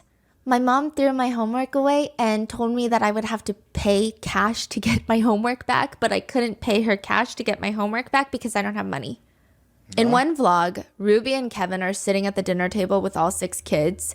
Ruby pulls out a big trash bag and it looks like it's filled with binders and journals. Chad tries to grab for it, saying, "That's my homework." Ruby waits for every single kid to be quiet and states, You have something in the bag that you would like out. You can pay cash for it. So you learn the value of your items. Or you can give what? Dad, I'll let you take the conversation from here. She points the camera at Kevin. Kevin thinks about it. You can do an equivalent value chore to get it back. What's it? And whatever isn't claimed by the end of the day goes in the garbage. That nigga looks Ruby under hostage decides her too, kids though. need to Oh, pay man, you her. saw that nigga look in the camera? That nigga is That nigga scared for his said, fucking life. whatever isn't clean. Did I say that, That shit right? nigga- Did I that say that nigga right? said- that what you nigga wanna say? said- What he said? That nigga said, you will be able to do chores to replenish the value. Yeah, you good. Go ahead. You say the right. And if you do it right, then you'll be able to get your homework. Like, nigga, you talking to me or you talking to Like, your bro, kids? that nigga looks petrified. Yeah. Honestly, I think she wears the pants. Yeah, bro, definitely. That's the vibe. She hit that nigga with the listen, dog. Listen, dog. You say you better say this shit, nigga. Because clearly she's the one bringing him the money. Yeah. From all these videos that she's making. Nah, so... nigga, the kids the Nah, one bringing low the key bread. though. No. No. Low key, everything is probably under her name. Yeah, she that's started what the I'm saying. channel, Like, which is okay, it makes sense. Yeah. She's the one that's so fucking obsessed with trying to make videos, bro, and turning something that's supposed to be beautiful into business. You know what I'm saying? I wear the pants around here, like, boy. and now it's like, nigga, the nigga can't say shit because it's like, bro, she's the one that got the money. Nigga say, And man, this is our kids. Like, this good for I the can't do video. nothing. This good for Nah, the she video. do look like she abused that nigga too, though. A little bit, bro. But the fact that he's Like- contributing to her abuse, though, he gotta be a man. He gotta be a man. Be a man, dude. Man, play this video before I get the spazzing out on bro. Goes in the garbage. Ruby decides her kids need to pay her to do their homework so that they can learn the value of their items. It's also worth noting that that's just crazy. Netizens are commenting, imagine showing this to your teacher. Another netizen points out something that's even more frustrating, which is, quote, you know, Ruby actually used to make her kids pay her if they got bad grades. So this is especially insidious. So they have to pay her to do the homework, but if they don't do the homework, they're gonna get bad grades, so they have to pay her anyway? And on top of that, she makes money by vlogging the entire thing? Another netizen writes, I wouldn't just tell my teacher what happened. If this video is posted, I'm showing them. Day in my life videos are like a YouTube starter pack, which Ruby does share her family's schedule, and it's rigorous. Sherry, the eldest daughter, wakes up at 5:30 in the morning to practice the piano. At 6 a.m., the rest of the kids get up and they do scripture time. Immediately after, they all have to practice their own musical instruments, the violin, the flute, the harp. Everybody practice. And then it's chores. And then you get ready for school. To which one comment reads, I'm all for kids having chores and responsibilities, but that morning routine is ridiculous. There is no need for a 7-year-old to be out of bed at 6 a.m., read scripture, practice the flute, sort and fold, put away the laundry of a family of 8 people, have breakfast, get ready for school, make lunch, make her bed, do 20 minutes of reading, and then go to school all day. Even typing that out, I'm so exhausted. And what does Ruby even do all day? All her chores are done before 8 a.m. by her own children. All she has to do is cook dinner. She don't even cook, man. She cooked them fucking. She probably don't even cook. Nigga, what's that meal prep? That shit already Behind made. every No. successful She sale, cooked. We there seen what the fuck is she an made. invisible Man, that shit engine. meal prep. That The shit already made, seamless nigga. Just throw that technology. bitch in the microwave. Yeah, them kids don't want that nasty ass shit. Hey, man, shout out to Spotify. Man, Yo, I feel bad for them background is damn this? kids, bro. Background kind of hard, though. I mean, yeah, Shopify. Shopify. That's Bro, them kids got it. They got it, bro. That's crazy. In one vlog clip, That's Ruby's little crazy, daughter, bro. I would guesstimate, she's maybe around 4 at this point. She's hopping down the stairs. So these are all the vlog clips that are coming out now. She's hopping down the stairs happily, but Ruby is shoving the vlog camera in her face, aggressively telling her, we are going to the movies, so go get on your shoes. Naturally, the first question someone has is, what movie? Yeah, what movie, right? But this is even stranger because the aggressive manner in which Ruby is talking about the movie, the message and the tone don't make sense. I would naturally feel like this is a setup. I feel like you're punishing. Like, why are you yelling at me if we're going to the movies? Saying. Your kids will bring out your true innocently, what is it? self, bro. What is it? And Ruby's voice is so aggressive. Does it even matter? If someone asked me if I wanted to go to a movie, I wouldn't ask, what is it? Run and get your shoes or you're going to not go. This is a vlog that she posted. This is not from the unedited footage from the Hulu documentary. Ruby's thin lips are set in an even thinner line, and she just vlogs herself calling the babysitter in front of her kid to see if she can come and watch the little girl. Because the punishment for asking which movie they're seeing is to just not be able to go watch the movie at all. She's gotta be racist. I know this sounds a little bit dramatic, but the way that Ruby is doing this to her own child, who is very young, 100%. I think it feels Nah, she emotionally like terrorizing. George And the whole Floyd. time Ruby is on the phone with the babysitter, her daughter is just clinging to her leg, apologizing, and her voice is so small. She's like, sorry. Ruby gets off the phone, sets up the camera so that she can sit in front of it, and she's very disappointed because the babysitter is not available. She says, Kevin, I'm not taking her unless she comes and gives me a huge apology. You come give me a hug and you come say you're sorry. No, again, where I can pay attention. It was not very thankful of you. I was excited and I told you to go get on your shoes and your jacket to see a movie. And you should say, okay, and be grateful. Instead of, well, what movie? Well, I don't know. Let me think about it. That's not very grateful, and I'm not going to take a girl who's not grateful. Can you show some more gratitude? Okay, give me a big hug. To which the comments are just ripping into Ruby, rightfully so. A huge apology for what? If somebody asked me if I wanted to go to the movie, I would ask what it is. That would be the very first question I ask. To which another person writes, I think Ruby is obsessed with the feeling of empowerment and control that it gives her in the ability to manipulate her children's emotions based off of her own reactions.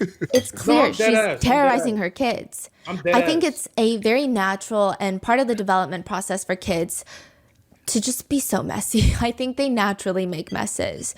But when the youngest daughter ends up experimenting with nail polish and evidently spilling some nail polish on the bath mat, it's not even a big deal. There's not even that much nail polish and it's on the bath mat. Ruby feels confused because the little girl decides she needs to hide for 30 minutes because she's that scared of her mom. Ruby is confused by that action. She's like, where is she? Where is she? Is she seriously hiding? Which I would just think that's alarming. Like, how does that not register in your mind? Hey, why are my kids hiding from me? I wonder Instead, why. Ruby vlogs it. She's been missing for 30 minutes. Been missing. I found her! For 30 minutes. They finally find her under the bed where Ruby, quote, I guess if you want to call it playfully, but not really playfully, pulls her by the leg and drags her out. I mean, it doesn't look physically painful. It's just visually a lot. She says, you're going to have to write, I'm dead now because you're in so much trouble. Ruby says the little girl is going to go straight to bed. She will not be joining the family who are all going to go outside for cookies. I just don't understand that kind of parenting response. I think the appropriate response would be, hey, if you want to paint your nails next time, why don't you ask for help? She's just trying to paint her nails. It's not like she was trying to smear it on the walls, which even then it's like, why were you trying to do that? Let's talk about it. The worst part is Ruby is vlogging herself cleaning the floors and she says all of the discipline takes place off camera, but one of the consequences is she will not be getting her nails painted for a solid month. And that's like her favorite thing, which is to have me do her nails. Which I do think that sometimes kids teach themselves their own life lessons. Like in this case, the little girl is asked to apologize on the vlog again to Ruby. And the way that she processes her emotions, despite Ruby's ass parenting, is quite mature for her age. But I just don't understand why she still needs punishment. It's very depressing. She's just explaining how she was very excited and then she hid because she got very scared because she made a mistake and she felt really bad. In another clip, the kids are told to stay home from school to keep the house clean. So she's just vlogging them, just wiping down every baseboard, every window. I think if I were to hire a team of full-time professional cleaners, I don't think that they would be that thorough. It's just very bizarre. It's like she has 6 kids to have a full army of cleaning staff. But the second that they do anything that a kid normally does, such as leaving a pair of socks around, they're scolded so firmly on camera, likely stricter punishment happening off camera. Sometimes they would even be forced to do push-ups because they left their sock outside. You get your socks picked up and don't you leave your stuff out anymore. Run and go pick them up. And then give me 10 push-ups. 1, 2, down further. That's the kid that was while walking Ruby on. is overly strict, she's not particularly attentive to her kids. She's vlogging in the kitchen when Chad, he's younger at this point. He's like 10, 11 in this clip. Ruby's talking about his football game, which Chad loves football. He's very good at football. He wants to earn a scholarship one day. This is how he wants to make a name for himself. This is very important to him. Ruby says, Dad's taking you to your game, right? Okay. Well, I don't think I'm going to go. Are you okay with that? Chad looks really sad and he just shrugs. It's fine. You never come. Don't say that. Our viewers are going to think that I never come to your games. That bitch, because you never did. True. Yeah, I go to come your on, games. bro. Come on, bro. Yeah, one. And last Come season on, you only bro. came to like 2 games. Oh, man. You're ratting me out. You're making me you look say, bad. bitch? Chad Them looks kids gonna genuinely expose sad. your shit. He I'm saying. has his arms crossed on the kitchen island table and he's just staring off into space. He looks like he's trying not to cry, but Ruby still has the camera pointed in that direction. He's in the frame of the vlog and she just starts goofing around with her younger son next to this Chad, Rubitch, not addressing she's how got he my feels, stomach completely bro. bulldozing his feelings. Rubitch. But also, I like do you have a that. job? Rubitch, yeah. Like, why can't you go to his game? Is that not your job? Rubitch. I don't understand. It's not like she's like, I have this important meeting and I need to go to put food on the table. I love you. I'm sorry. Ruby. Comments read, Fuck I up. felt so bad for Chad. Ruby didn't even seem to feel bad about missing his games. What Fuck else up. does she She do said that's fuck so up. important Ruby, that fuck makes up. her miss something that is obviously important to her son? Other netizens feel bad for Chad in other ways. They comment, I mean, her kids must think she's a lunatic. She's always making them wait in the back of the car for like 30 minutes as she goes on these little monologues by herself to the camera. They're just like in the back waiting patiently. And another valid point is Ruby always says that she's too busy all the time. A lot of this shit, a lot of the ways that this woman disciplines her kids, majority of Black parents do the same shit to a degree. A lot of this shit. Yeah. Like the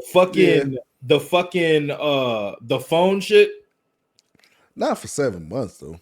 No, that room shit for 7 months is crazy. I never went through that shit. But the being grateful shit. Yeah. They try to teach you a lesson. The goddamn nigga don't ask wait, bro. It's crazy, bro. Cause my aunt dead ass did that shit, bro, with us. Yeah. Like, nigga, why can't I know what movie we seeing, bro? Yeah. Like, bro, a lot of Black parents do that shit, bro. Yeah, that is like, true. cause that whole grateful shit, bro. Yeah. That's the sad part about it. Yeah. But it's, the way she's doing it is like a lot of shit that she do is crazy. And a lot of the shit is replaced with ass whoopings. I ain't gonna lie. A lot of the shit, some of the shit is replaced with ass whoopings. Like, Yeah. Yeah, I mean, but she ain't gonna put that out there, nigga. Yeah. But nigga, man, it's crazy. But like making your kids stay away from school because you want them to fucking clean though, bro. Yeah. You make them miss school because you want them to clean. That's insane. Now my mom had to do that when she was a kid. Like, her dad was abusive, and her dad was abusive as shit too. Like, sometimes the older sister had to stay home to like take care of everything while the younger kids went to school and shit. Yeah. But our parents went through that shit. But nigga, it's crazy. A lot of these things the black household do this shit. Like, I just feel like, I don't know, because for her, it's just how she like I know what you're saying exactly, Devontae, and I totally agree. Yeah, 100%. It's just like there's some glimpse of things that she does. Yeah, that's that is weird. just fucking nasty, bro. Yeah. Like her, like mentally manipulating her kids. Yeah. Her going from 0 to 100 after seeing $80 come into the bank. Like all that shit that just changed who she truly is and who she's supposed to really be. To showing a side that shows like greediness, bro. Yeah. I think the YouTube changed her. Like instead of immediately. Yeah. And then she's acting the opposite. Because for us in black household, bro, we came from a poor family. Let's be honest. Like we ain't had shit. So our parents want to make sure that if we gonna go out into that world, we a better kid. Yeah, like the way she's doing it, she's doing it in like she's disciplining her kids. But in some ways, like black people, but that whole homework shit is crazy. Like, nigga, it's actually like they want you to do that. It's actually, if we didn't do it, like, nigga, that's your ass. I'm paying for it, nigga. We're paying for it with the belt, nigga. Like, man, what you say? Talk back. You better do your homework right now. Type shit. Or if bro, when your parents start growling on you at the phone, when your fucking principal call you to the office because you was acting out in school, you answer your phone, hello. When I see you and you get home at your ass. Bro, when you get that, that's Delph. Like, you know what to expect. Hey, take care, Lyric. With her, it's like, nigga. Thanks for joining. Love you. Pay for your homework each time you get a D. Like, bro, if we get a D, nigga, get ass beat. Fuck all that talky shit, man. That's true. Man, she just changed, bro. They're just like in the back waiting patiently. Like, she's doing it weird. And another valid point is Ruby always says that she's too busy all the time to support her kids, but she forces Sherry and Chad, the two eldest, to take care of the rest of the 4 kids while they're still children. Side note, Ruby will even vlog the fact that her 2 youngest haven't even showered in like a week, just truly showcasing her great parenting skills. And people are digging all of these up. That's the shit I'm talking about. Others have noticed in the timelines throughout the vlogs. Let's say she takes kid A to the dentist. And in this vlog, let's say it's November of 2023, the dentist is like, your kid has so many cavities. Like, we got to really watch out for the cavities. Tone it down on the sugar. Make sure you're flossing. Make sure you're brushing your teeth. Like, this isn't good. The next time they come to the dentist, now she's got 9 cavities. Like even more? Even more. Mm-hmm. And again, I get it. Like, kids will eat their snacks. They'll probably hide chocolates in their room, and then you don't find them until it's melted into the mattress. But still, it's up to you as a parent to make sure that they're doing these things so that they don't get more cavities. Mm-hmm. It feels like she doesn't care to support or help her children. It's one thing if you keep trying and trying and your child goes out of their way to keep getting cavities somehow. But that's not the case. It just feels like Ruby constantly gets upset that nobody is up to her standard, punishes them, but then gives her children 0 support or resources to get better so that they can meet her standard. So, for example, one of the younger daughters was failing math.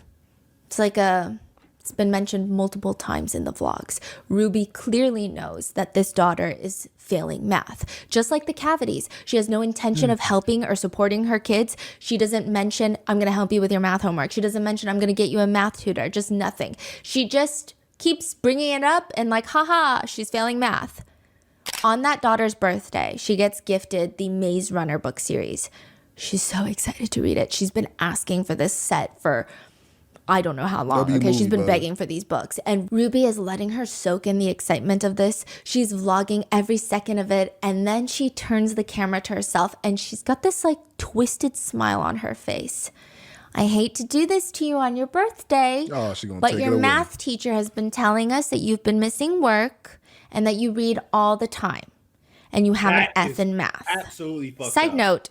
Kevin, the dad, who's also a professor at a local college, he's like in the back of the vlog and he seems shocked that his daughter is failing at math. Like, how do you not know what's going on in your kids' lives? Right. Really? Yeah, he's like, what? What does he teach?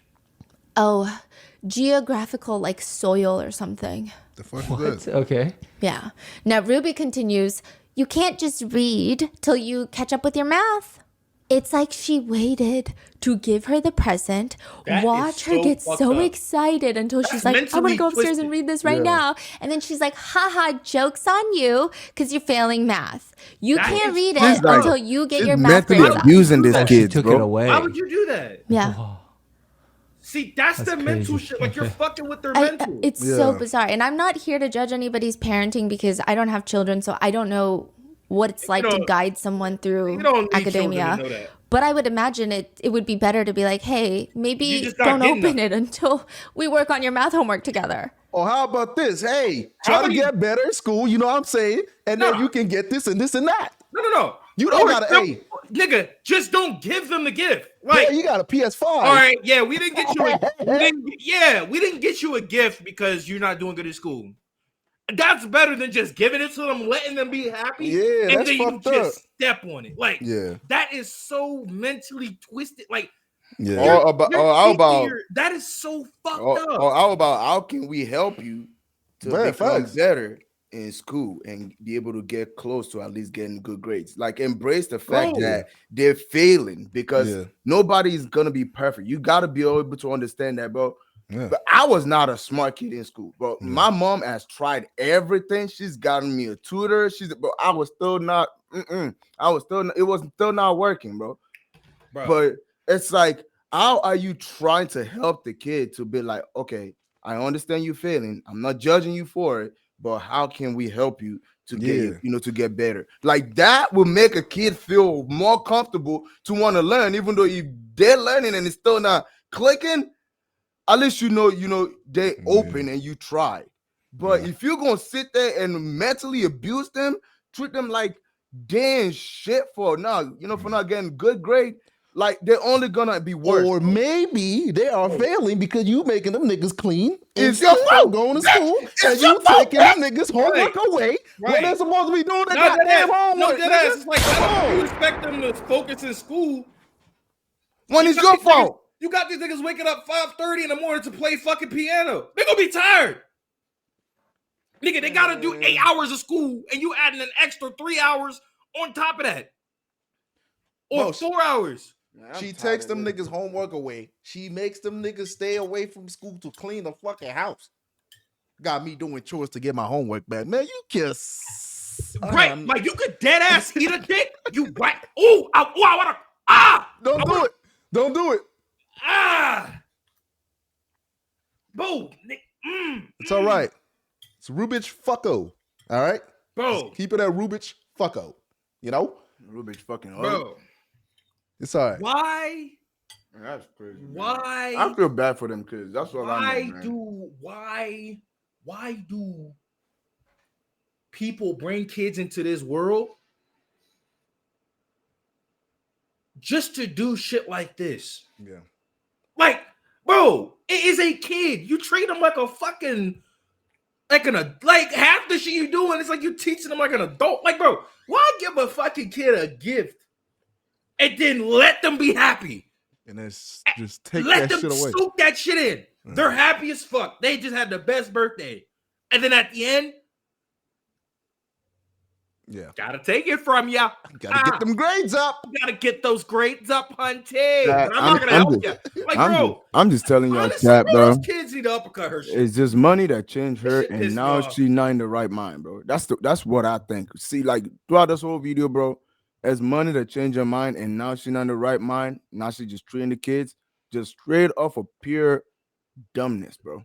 Honestly, she's dead ass Harley Quinn. She's Harley Quinn. I don't care.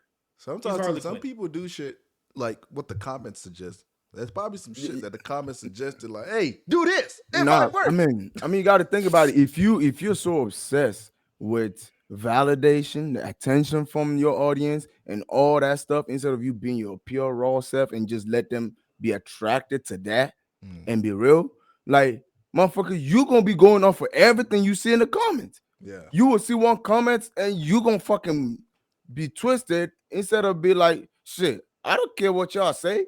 I gotta be able to, focus on my life because my life is more important than what y'all talking about. Because at the end of the day, if I take your advice or take whatever you saying and go off of that, I'm gonna be the one to deal with it later on. You're gonna be chilling. All you made was a comment that took you 3 seconds to type. Yeah. And now that's just ruining my life because I'm worried about your validation. You tripping. See, Mondo, you make a good point. Look, it said she could even say, here's one book, right? And when your grades get better, you get the other books. Like, that's not bad.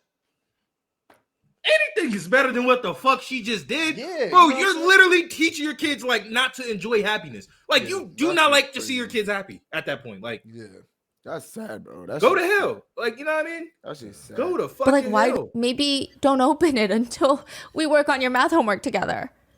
But like, why go through this whole torturous process? So many things she could have done. In another vlog, allegedly, I did not see this clip for myself, but one of Ruby's children, because this has been like deleted into the ether. One of Ruby's children has come up to Ruby to explain that she thought that there was a hole in the changing room that she went on to try on clothes. Yeah, I found this comment in the depths of a snark forum from like 2016. But she said there's a hole in the changing room. But not only that, she just felt like something popped out and touched her. Maybe it was a bug, maybe it was a rat, maybe it was nothing, but she was clearly freaked out. Ruby completely ignores her so that she can keep on vlogging. Just nothing. Doesn't care.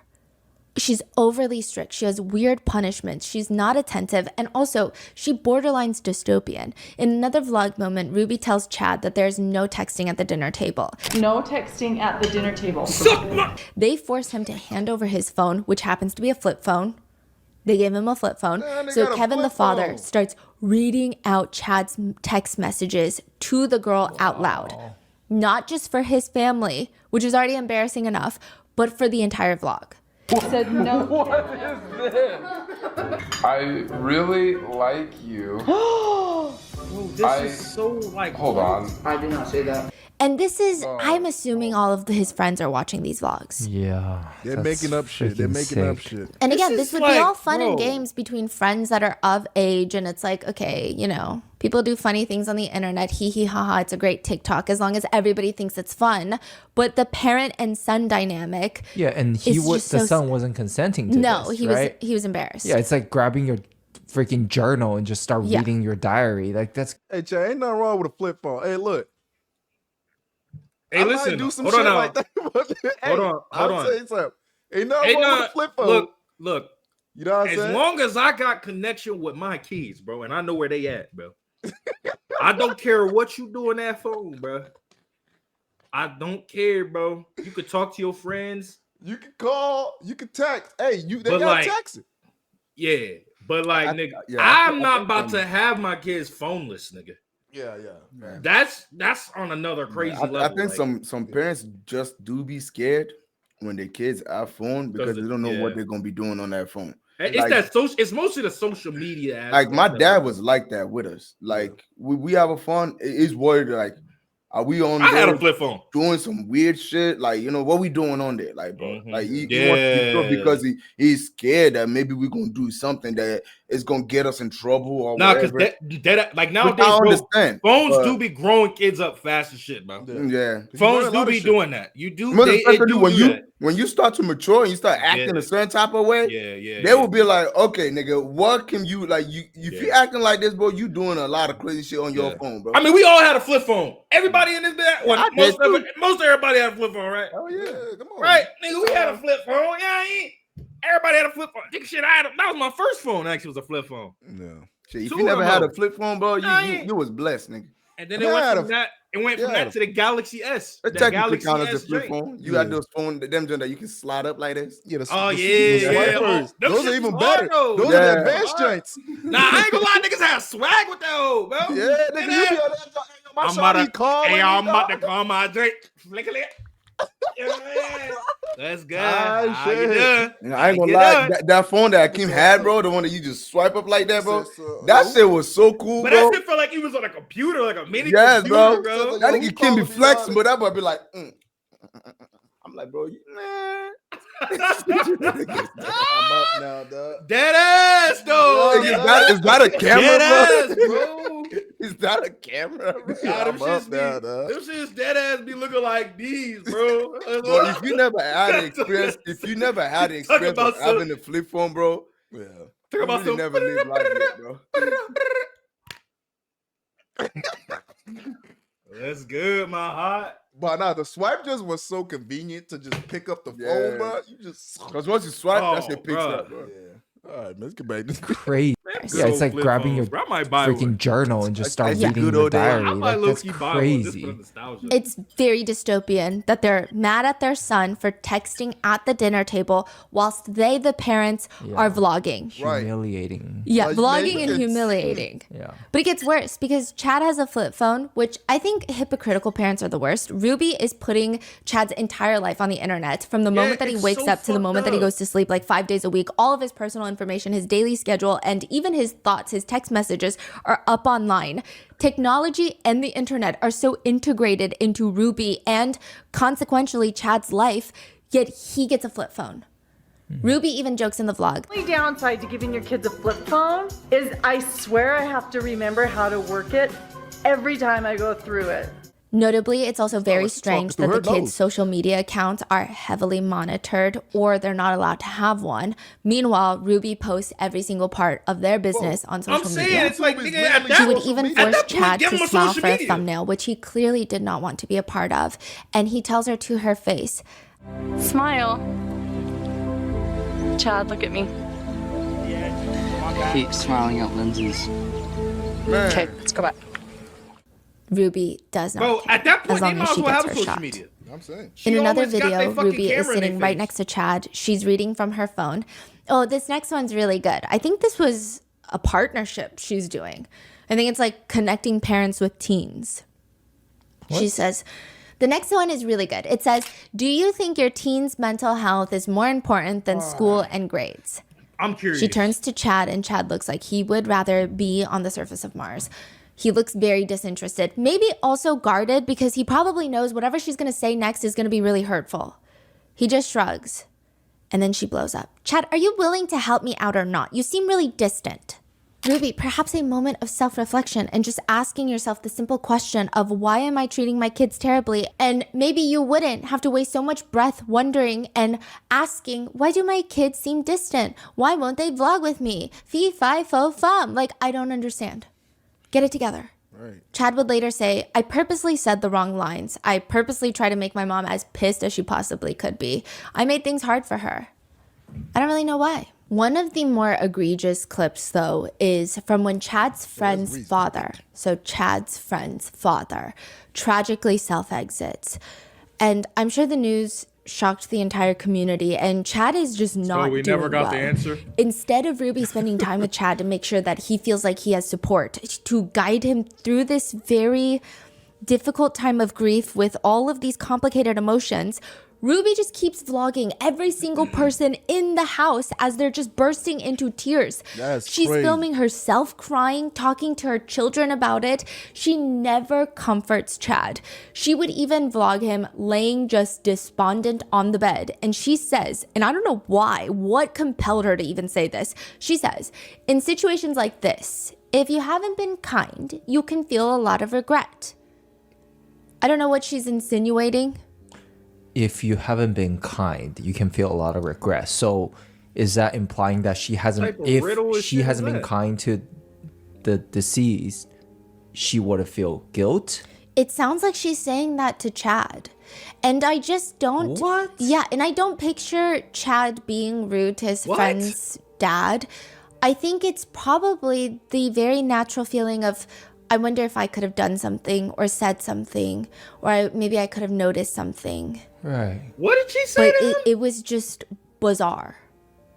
Humiliation also becomes a big part of the vlogs. Ruby is holding the cameras. She's standing in the bathroom and she says, She has been asking all summer if she can shave her legs and armpits. Her daughter looks at her like she just betrayed her on camera. I never said that. I don't want to shave. You don't? No. Side note, it has been discussed on the vlogs before that this specific daughter has been getting bullied in school. And I don't know, maybe I'm reaching, maybe I'm connecting dots that don't exist because I have a thing where I compulsively shaved my arms for years because I got made fun of for having hair on my arms when I was younger. And I wonder, if in the hypothetical world, if she had been bullied for her body hair, her mother announcing it to the world that she has been asking and begging to shave it would only encourage the bullies. Because a big part of me getting bullied about my arm hair would be to act like it didn't bother me. Because then it's like, now they know that you're insecure about it.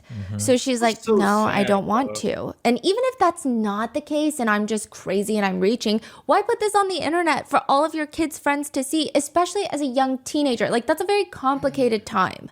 But Ruby, being her kid's very first bully, she says, you don't? I think your armpits need to be shaved more than your legs do. Let me see. And she just reaches into her daughter's shirt to, I guess, see her armpit hair, to touch it. I don't know what we expect at this point. Ruby announces to her vlogs every time her kids pee the bed. She proudly says the way she handles it is, aw, that's okay. Just sleep on the floor in the bathroom. He's like, Mom, I peed the bed. Just go sleep on the floor in the bathroom. There's also a lot of other humiliating titles in the 8 Passengers archive. Sherry even says that when you Google someone's name, like the next word that comes after it is typically like the most Googled. And she's saying this in a vlog. She says next to her name is always Sherry Franke, period. Because Ruby had vlogged her getting her first period. And it just seemed like she was uncomfortable. Other titles include At School, Wet My Pants, Bra Shopping with the Brothers, First Time Shaving. It's like the kids are sick and throwing up Canon or Sony. The kids are buying their first training bra. Should we use Canon or Sony? But one thing Ruby states repeatedly is that she will never discipline her kids on camera. That is reserved for off camera, which is bizarre because everything you put on camera. Right. One bamboozled netizen, right? So she's going to film her daughter buying a training bra, but discipline is private? Do you remember that trend that was going around where you get your dog's favorite stuffed animal or like your child's favorite stuffed animal and you just beat it? I don't know why parents were filming themselves being their child's personal emotional terrorist, but it was like a trend briefly. I don't know if it was a big trend or if the trend was people reacting to the very select few weird people that did it. Where you grab your child's favorite doll and just like punch it? Yes, it's like if we were to see the kid's reaction? Yeah, it's like if we were to grab my niece's rabbit and then just started punching the rabbit in front of her and then vlogging her reaction. It's like unhinged. I don't know why people were doing this. What I saw is this is the next level of that. Ruby's youngest daughter is going through her scissor phase. My nieces are currently going through their scissor phase. They're told at school, you got to learn how to use safety scissors to cut shapes with scissors. You could be in the same room doing arts and crafts with them. You drop your piece of paper, you bend, pick it down, they've cut off half your hair. It's just a thing. They're safety scissors. They don't get harmed. It's not dangerous. I mean, don't leave them with it unsupervised. But again, scissor phase, very real, very normal. Ruby's youngest daughter has taken scissors and cut a few things in the house that she probably wasn't supposed to cut. Ruby decides instead of being like, wow, why did I leave those scissors out? That could have been dangerous. Good thing she cut that rather than harming herself accidentally, even though they're safety scissors. Ruby decides, no, the best course of action to take here is to grab the camera in one hand and shove it in this little girl's face, take her beloved stuffed cat on the other hand, hold it by the neck, and threaten her own daughter. One more thing in my house. I'm going to take the scissors, look at me, and I'm going to cut its head off. Grandma will be so mad. So what are you going to do? Not real cat, right? No, her stuffed animal. But like, trauma. When they're this young, that's like a real person in there. Their stuffed animals are like a good source of comfort. I mean, it's like their best friend. The girl looks genuinely stressed out. She looks like she's watching a hostage video because she is. She's 4 years old. This is her best friend. And her sweet, loving, caring, family-friendly mother just threatened to decapitate it. In another since taken down vlog from 2016, there's a clip where they're all packing to go somewhere. Ruby asks one of her young daughters what she packed in her bag, and the young daughter starts crying and getting nervous because she's scared that Ruby's not going to let her take her comfort stuffy. Netizens are commenting, growing up with a narcissistic dad, I used to cry every time I was nervous around him, even if it was for nothing. I can feel the little girl's anxiety. It makes me wonder if Ruby has an explosive temper behind closed doors or something. To make matters worse, netizens point out that Ruby looks surprised and confused that this is her daughter's favorite stuffy, which is so strange. It leaves netizens to question, does she not know her kids? Does she not tuck them in at night? That doesn't even make sense. In another clip, one of the kids finally confesses that she spilled something in her backpack, and therefore she ruined her backpack. It's unsalvageable. Which, the fact that you have to confess something like that to your parents is odd. The way that she's holding her backpack while Ruby is vlogging her, she looks terrified. Her face is blurred for her privacy, but she keeps blinking and scrunching her nose, and those seem like very intense, anxious coping mechanisms for high anxiety. While her daughter is clearly in distress, Ruby says, The camera's rolling, so I can't get that mad. It helps keep me under control. The child starts crying, and Ruby has this weird, fake, sympathetic voice. Oh, honey, don't cry. Oh, honey, I'm not mad at you. I feel bad for you. To which the comments now read, imagine a backpack feeling like it's the end of the world. This is so sad. It's not even a big deal. A simple accident and she's terrified of her own mother. Another one reads, her nervous tics are heartbreaking. One of the most damning clips of Ruby, though, is of her in the car vlogging. She's wearing a bright yellow beanie. This is probably worse than the Chad bed saga, or it's like right up there.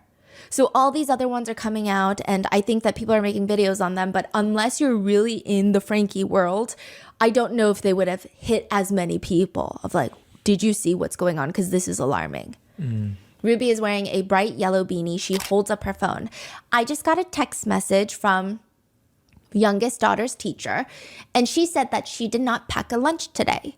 And can I bring over a lunch to the school? This happens quite often when you're raising children, because I know that her teacher is uncomfortable with her being hungry and not having a lunch. And it would ease her discomfort if I came to the school with a lunch. But I responded and I just said, was responsible for making her lunches in the morning, and she actually told me she did pack a lunch. So the natural outcome is she's just going to need to be hungry. And hopefully nobody gives her food and nobody steps in and gives her a lunch. My hope is that she will be hungry and come home and go, oh man, that was really painful being hungry all day. I will always make sure to have a lunch with me. The child in question that she's talking about is 5 years old. I don't even know a single 5-year-old that packs their own lunch. I was in high school and my mom was helping me pack lunches. The clip was a huge point of contention along with the Chad being bedless. I mean, there's something about these moms not giving their kids food, proper nutrition, and beds. Like, it's a prerequisite before you get put in jail. Ash Trevino needs to get advised to get her kids a bed. Regardless, I have never, ever heard of a kid being responsible for packing their lunch at that age. 5 years and like, old, how man. vicious do you have to be to state out loud that you hope your child starves and nobody helps them? Kevin and Ruby try to justify what happened, saying the internet took them out of context once again, saying that the real reason that Ruby did not bring her daughter a lunch to the school is because the drive would take 45 minutes. By the time that Ruby would be there to drop off the food, the school day would be over. Nobody said that in the clip. The comments read, and this is what she's voluntarily sharing on the internet. Imagine what she's doing behind closed doors. In another vlog clip that has been resurrected from the depths of the YouTube graveyards, Ruby is on the phone with her second youngest, again, probably 8 years old at the time, if not younger. She tells him, unless you find a friend who's willing to share some of their food with you, I don't think you're going to be able to eat. But if you're not responsible for your lunch and your lunch money, that's the natural consequence. And I'm really sorry you're learning this the hard way. I will have a wonderful, yummy snack waiting for you when you get home. Just hang in there today and just make up your mind, and you're going to be really careful to grab your stuff when you go to school next time. And maybe you have a good friend who will share half their sandwich with you. That's all. I'm sorry. That's crazy. She hangs up and she tells the viewers while smiling, he sounds like he was going to cry or something. In another seemingly innocent but not at all innocent vlog, Ruby is in the kitchen with her kids and she says, Sundays after church, when we all just clean through the leftovers, it's like the highlight of my week. I love it so much. One of the kids comes up to say, it is. Mom doesn't get mad at us for eating anything. It's like the highlight of my week. I love it so much. Mom doesn't get mad at us for eating anything.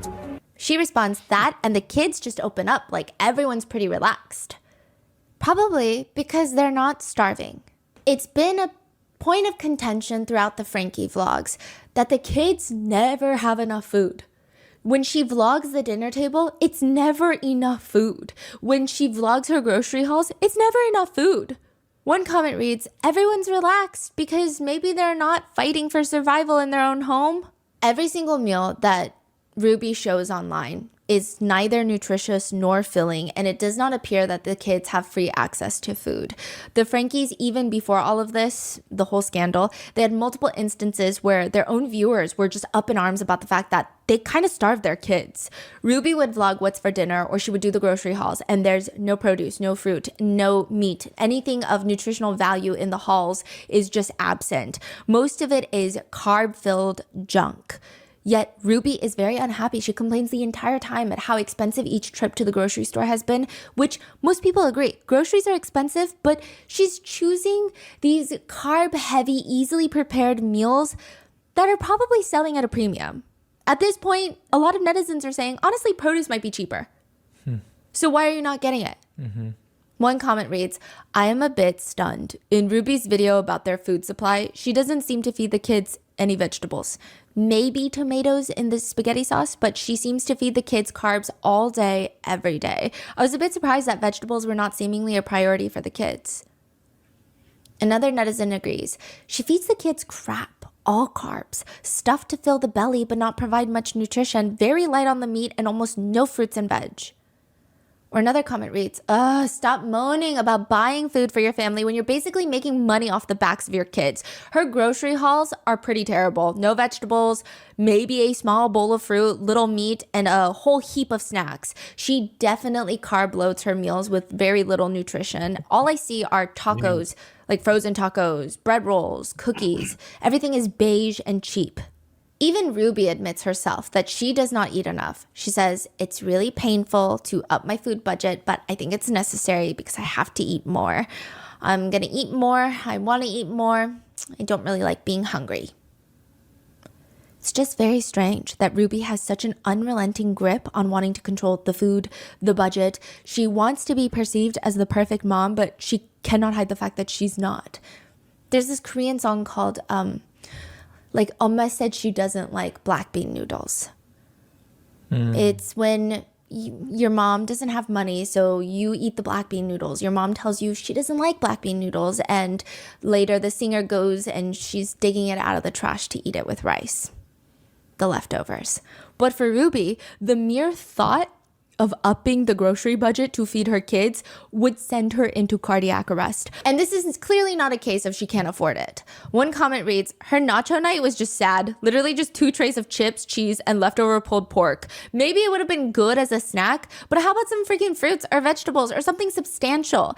And I saw one of Ruby's kids cramming a whole burrito thing into her mouth like she's desperate for food. Ruby is always saying cooking is her passion and she loves making recipe videos, but it sure doesn't show. There's like a whole compilation on TikTok filled with the kids' faces. So for this video, I'll likely blur most of it, but you can hear Ruby's voice and it's just her threatening them with food. I'm only going to say it one more time and then you're going to lose the privilege to eat dinner. In a separate clip, she says, and my kids are literally starving. I hesitate to even say this because I'm going to sound like a mean barbarian, but I told the kids, I said, I'm not even going to let you eat breakfast until you get your chores done. Here is a very non-comprehensive list of all the times that she's threatened her kids with starvation. Stop crying or I'm going to have you go upstairs and you won't have any breakfast. In another clip, she says, I'll buy an expensive cereal and say this needs to last us a whole week. And it's gone in an hour. The boundary is I don't buy cereal anymore. And you get oatmeal until I believe the children will be boundaried with the cereal. The self-confidence of someone with such little common sense is terrifying. If your kids can eat what you think should last a week in an hour, then your portion size math is not adding up. There's a clip of Sherry, the eldest daughter and the New York Times bestseller. She says, our lunch is a little bit different than yesterday because Mondays and Fridays are 1,900 calorie days. And then Tuesdays and Thursdays are 1,700 calorie days. And then Saturday and Sunday and Wednesdays are 1,500 calorie days. And today is 1,700. Which the fact that Ruby has put out these arbitrary rotating calorie days, which, by the way, none of these even provide enough calories for most active growing teenagers. It's just very sick. Many netizens are left wondering at this point, how is it even possible that she posted all these vlogs? Mm-hmm. One writes, I find it difficult to fathom the dinners Ruby gets away with serving. Recently, one of her kids complained about having chicken noodle soup for dinner again, and it seems like they had it the night before. I took a good look at the table, and it was like a modest little bowl of soup was all that was served. There weren't any dishes to indicate bread or salad to be served along with the soup. Ruby just encouraged everyone to eat so they won't have soup again for the next dinner. The whole video blew my mind. Another comment reads, my question is, how are none of the teachers reporting this? Or another reads, so abuse is being broadcasted on YouTube in broad daylight? Using food as a form of punishment literally pisses me off to no end. The irony in all of this is that Ruby prepares for the end of the world with freeze-dried food. She's obsessed with food prepping. I'm pretty impartial to doomsday prepping. What do I know about when the world is going to end? Emergency stock, highly recommend, probably advisable. An entire food storage room with freeze-dried foods, 100 pounds of rice and orange juice mixed powder. It's kind of excessive. Like, even if an emergency did come up and you had to use the food that you freeze-dried, you already have enough. So why are you continuing? We may not need any of this food ever. Or if we do end up using it, what if it's 30 years down the road? All of this food stays good for at least 30 years. She has all of that. Yeah, and her kids are starving. And because I'm just on a rant here, there's another vlog clip of Ruby telling her viewers that her youngest daughter is manipulating her into letting her stay home by saying that she's sick when she's not. She makes her out to be this little vindictive girl with big evil plans of like a psyop takeover. She's a kid, she's a child. It is only when Ruby takes her temperature and realizes that she has a fever of 101 that she admits, okay, fine, she's not manipulating me. She says to the vlogs, and I could hear her whimpering and crying, and then at 4 a.m, she came in and got in bed with me, and she was just whimpering. Don't you hate it when your kid is sick and they don't have a fever until the whining starts? I just thought the whining was because she was manipulating me. Not true, I guess. She's not feeling well. I gave Julie a tongue lashing that will not ever be repeated nor recorded. Just use your imagination. It was bad. You have to throw up twice before I come get you. Isn't it like 5 if it's just like a little? If you throw up, you throw up. If you throw up twice, you call me. All of this had somewhat been circulating online, but again, it's not until the bed saga that all of these get dug up from the YouTube graves and they start recirculating. And speaking of the bed situation, a lot of netizens have problem with Ruby's bed buying tendencies or lack thereof, very similar to Ash Trevino. She would just not get her kids the necessities when she can clearly afford to. There would be moments in the vlogs where she expected her kids to be grateful. She would demand some sort of big response in exchange for purchasing them socks.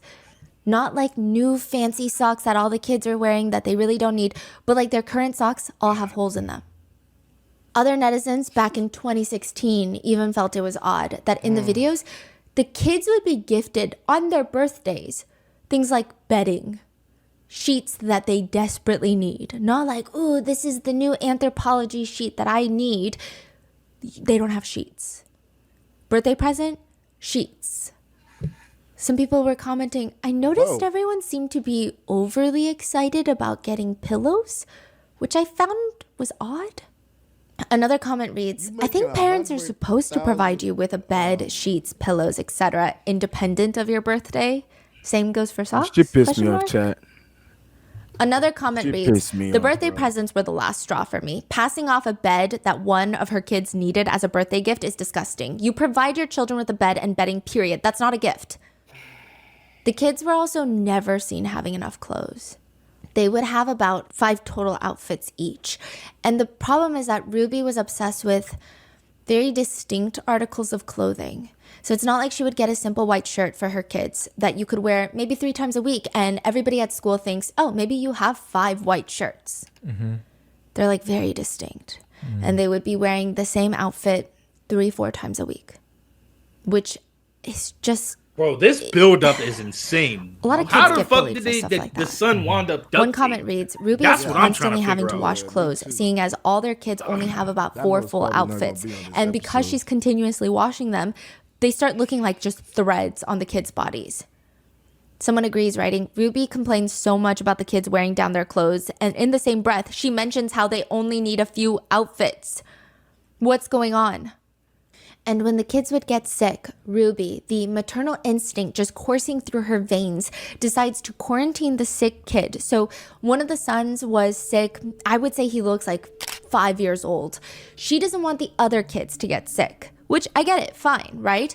She grabs a whole duvet set, pillows, a blanket, and she puts him in the bathroom on the floor. Okay, you know there's a regular bathroom where you have the sink and then you have the shower.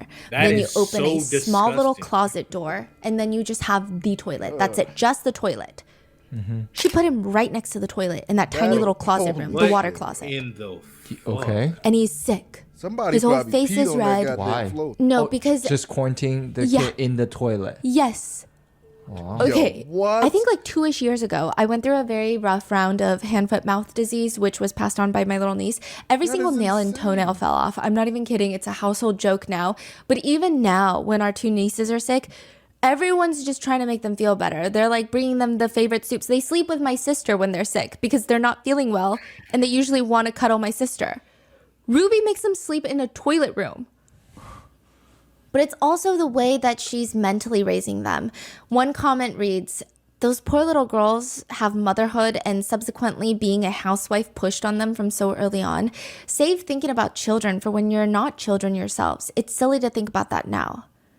Another comment reads, I rarely comment anywhere anymore, but in their newest video, I was so glad when I heard Ruby say to Sherry, you could be a great teacher or a lawyer or engineer, etc., etc. But then Ruby goes on and says, but most importantly, a good mother.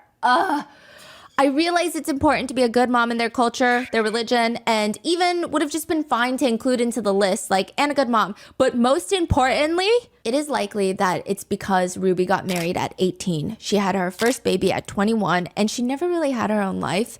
And for whatever reason, she wants the same things for her kids. She prides herself in it. In a video, she says, I just want to tell you an experience that I had in English class. That you really can be and do anything you want. Donkey. I was in an advanced English class, so everyone who was in the class was ambitious. And we had a college prep person talk to us, and we went around the room, and we had to stand up, say our name, and what we wanted to be when we grew up. And everyone that stood up said lawyer, doctor, all these wonderful, ambitious goals. And when it was my turn to stand up, I said I wanted to be a mother. And the lady said, that's okay. And what else do you want to be? And I said, a housewife. I want to stay home. And my teacher said, Ruby, I would like to see you at the end of class. And he let me have it about how I was not being ambitious and how I was going to let my talents go and I was settling. And I think that day marked a time in my life where I said, you know what? Not only am I going to do it and show him who's who, you know, I'm going to be good at it. I'm going to be a mom and a housewife. And I'm going to be a good mom. And this is how good of a mom Ruby is. In a separate interview, she shares a story where she has no sense of self-awareness of how cruel she is. She shares every little sinister story like it's a cute, wholesome lesson. She says, a year ago, my daughter was saying her prayers. She was 6 years old at the time. She was saying her prayers, and she said the cutest thing. I thought it was so cute, and I started laughing. She said, Dear Heavenly Father, please help me to survive. And I thought it was so cute. And I just thought it was so cute. It took me off guard and I just kind of giggled a little. That's not funny. That's alarming. She's 6. She should be praying for an American Girl doll, not for basic survival. Which Chad already did in the wilderness when he went to Anasazi. He was praying for basic survival.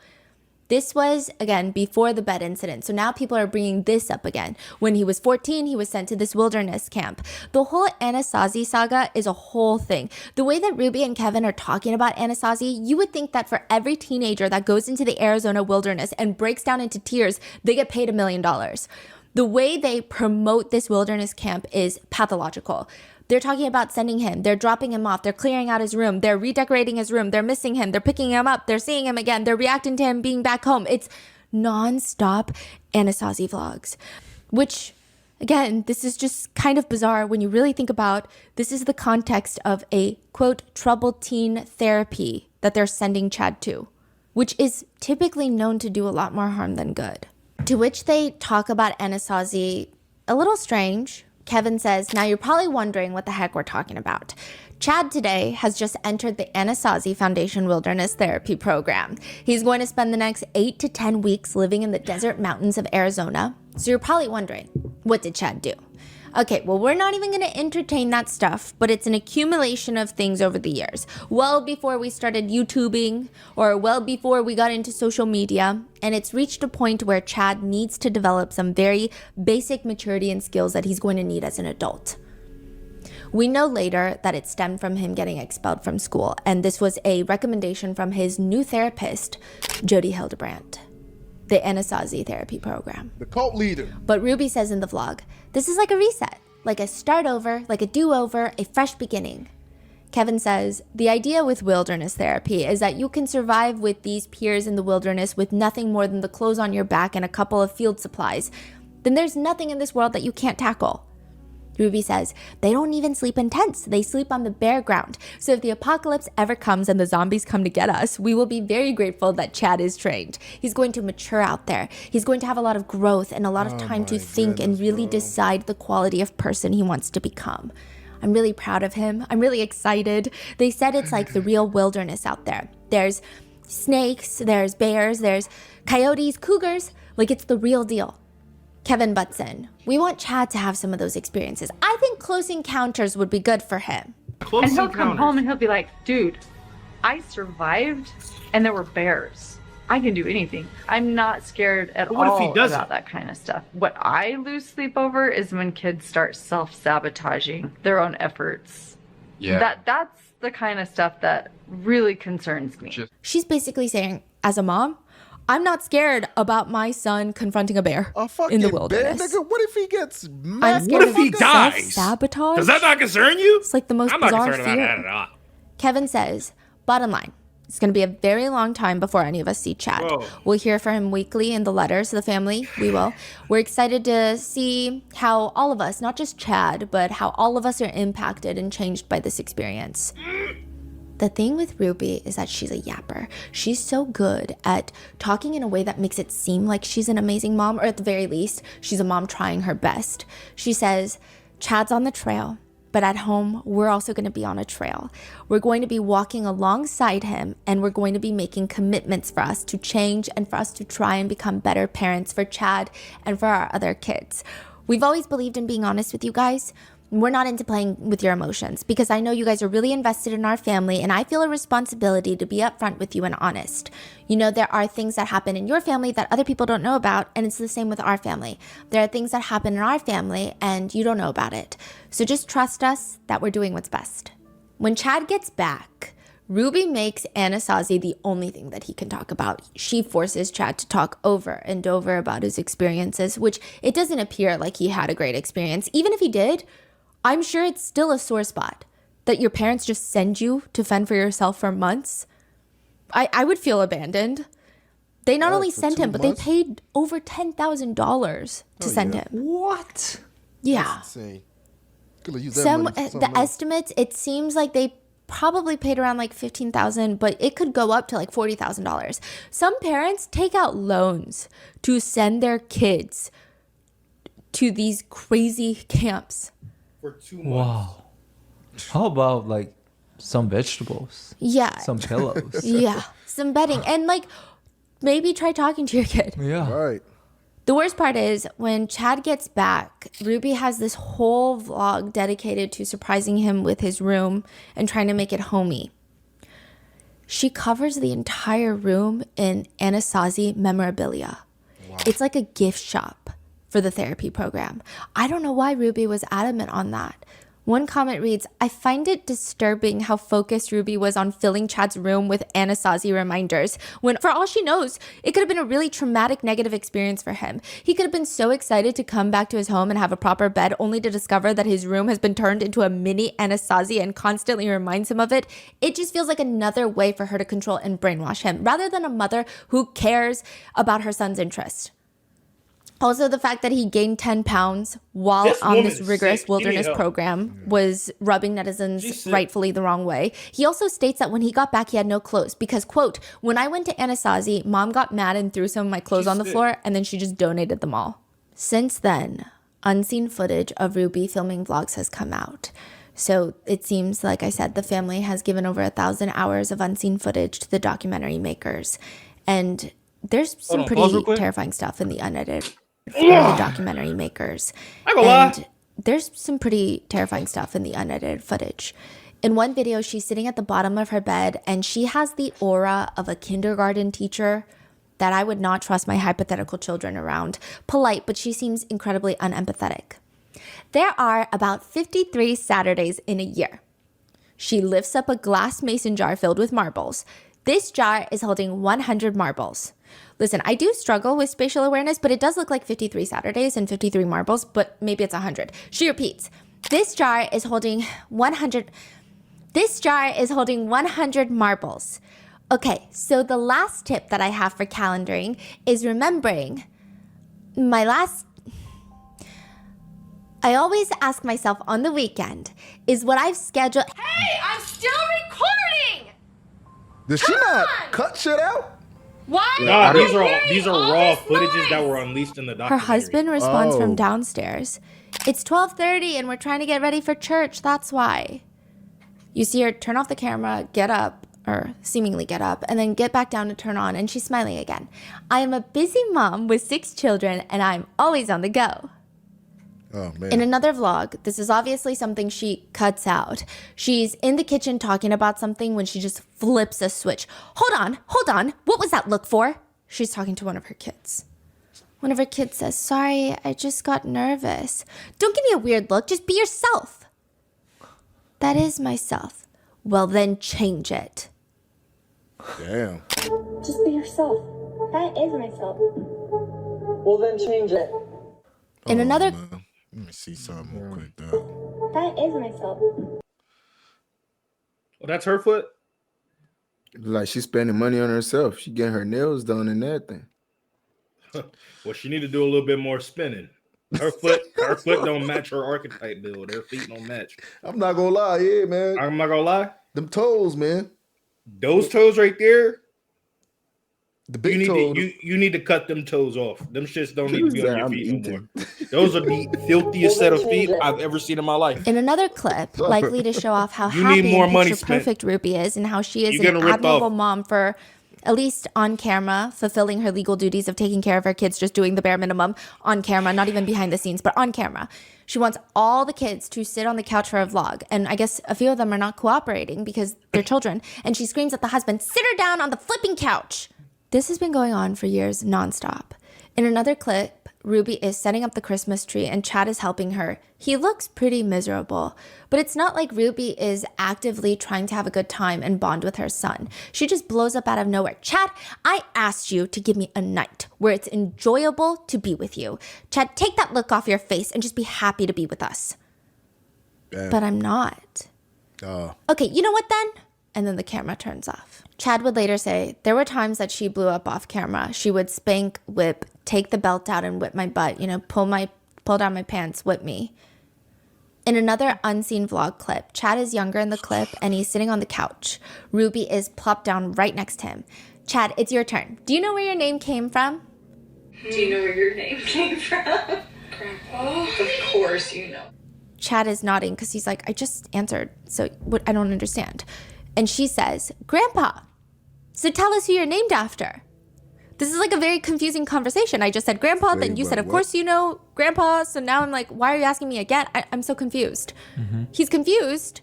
And he says, Grandpa. And she looks agitated. Which Grandpa?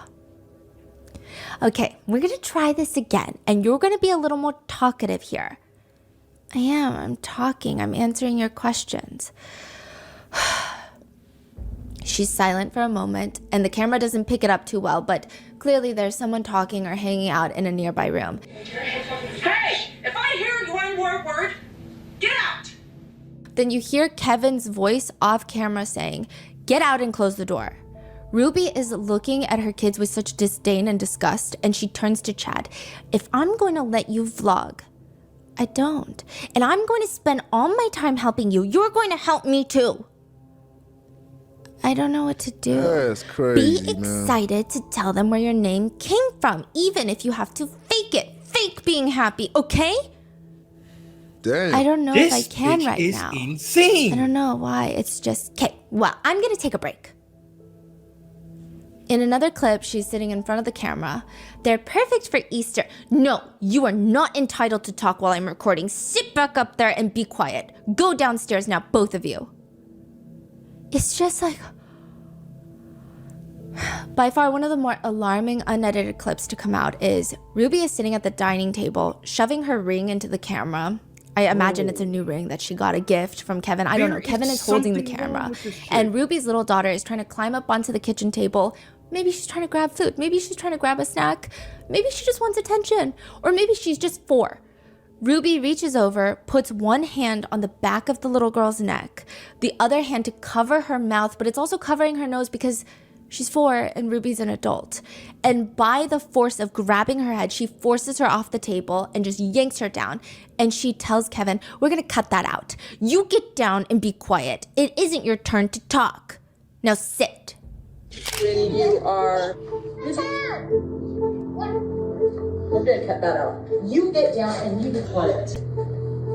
This isn't your turn. Now sit. To the 4-year-old? Yeah. Bro, yo, this and lady then Kevin is insane. Just puts 2 fingers up in front of the lens, like, now cut. Like scissors. And cut. Yeah, we're cutting that out. Oh, why you want to cut it out? One you know netizen you crazy as commentates, hell. what I hate most about this is the smiles and laughter and bonding in the vlogs. I hate it because it's manufactured, manipulated, and fake. These kids were miserable. And I hate that I found myself wanting to smile at the family's interactions at certain points because they seemed like a normal, albeit strict household. That's the guise of evil this woman gave to everyone. She smiled and laughed while the kids were suffering, and we didn't even know it until it was too late. So while all of this new footage is being drawn up, Chad says he remembers that they got this very expensive attorney and PR person involved, and they suggested to Ruby that she apologize for all of these instances. Kevin says Ruby's response to that was, over my dead body. I'm not sorry. I'm saving my family. We're going to show the world what real parenting looks like. We're going to show the world what it's like to make impossibly tough decisions because you love your child. Wow. Yeah. She said apologize over my dead body. Yeah.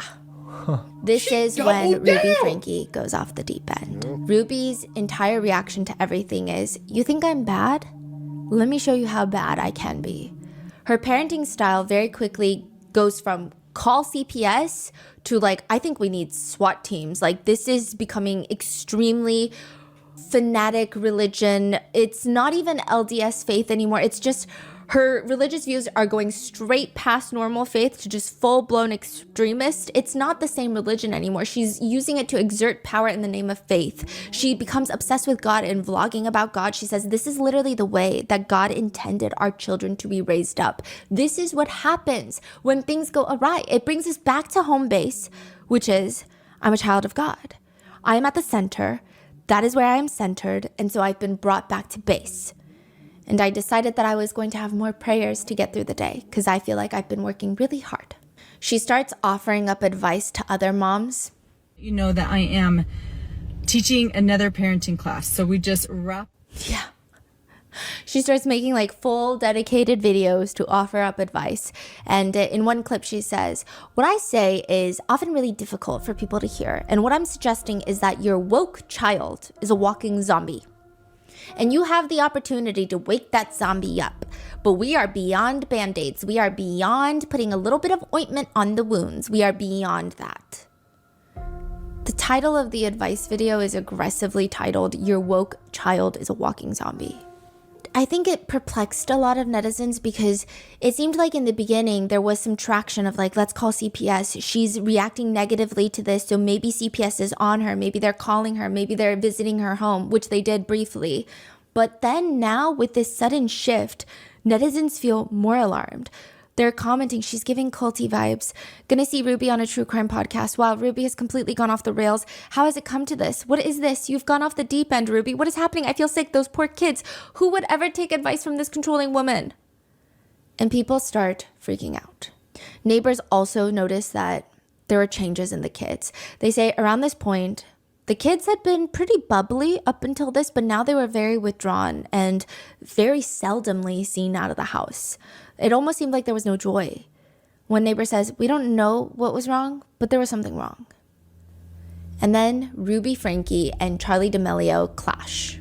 What? Maybe not directly, but their whole worlds kind of clash.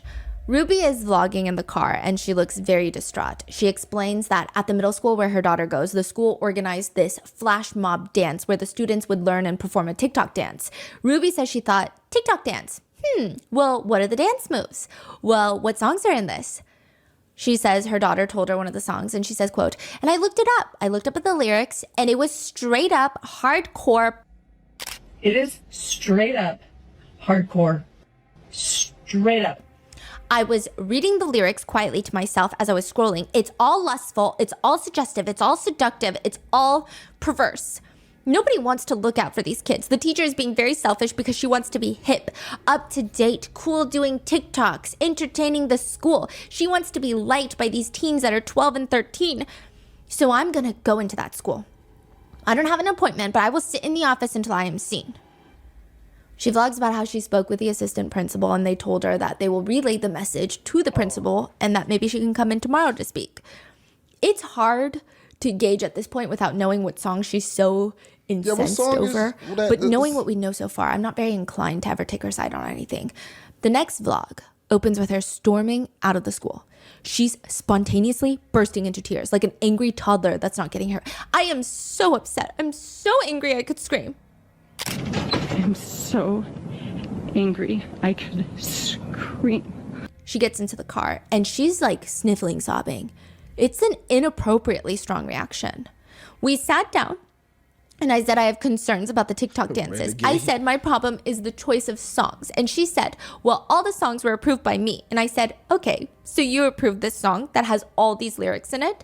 She says, well, we're not singing and we're not dancing to those lyrics. It's just a portion of the song. She mentioned how the principal was talking about a grocery chain that recently used it in one of their commercials, like a big, imagine Ralph's or Kroger. Like you would think that it's family friendly then, you know, and obviously netizens were able to figure out what song had Ruby in tears. What's up, GJ? So distraught. Okay. It's Low by Flo Rida.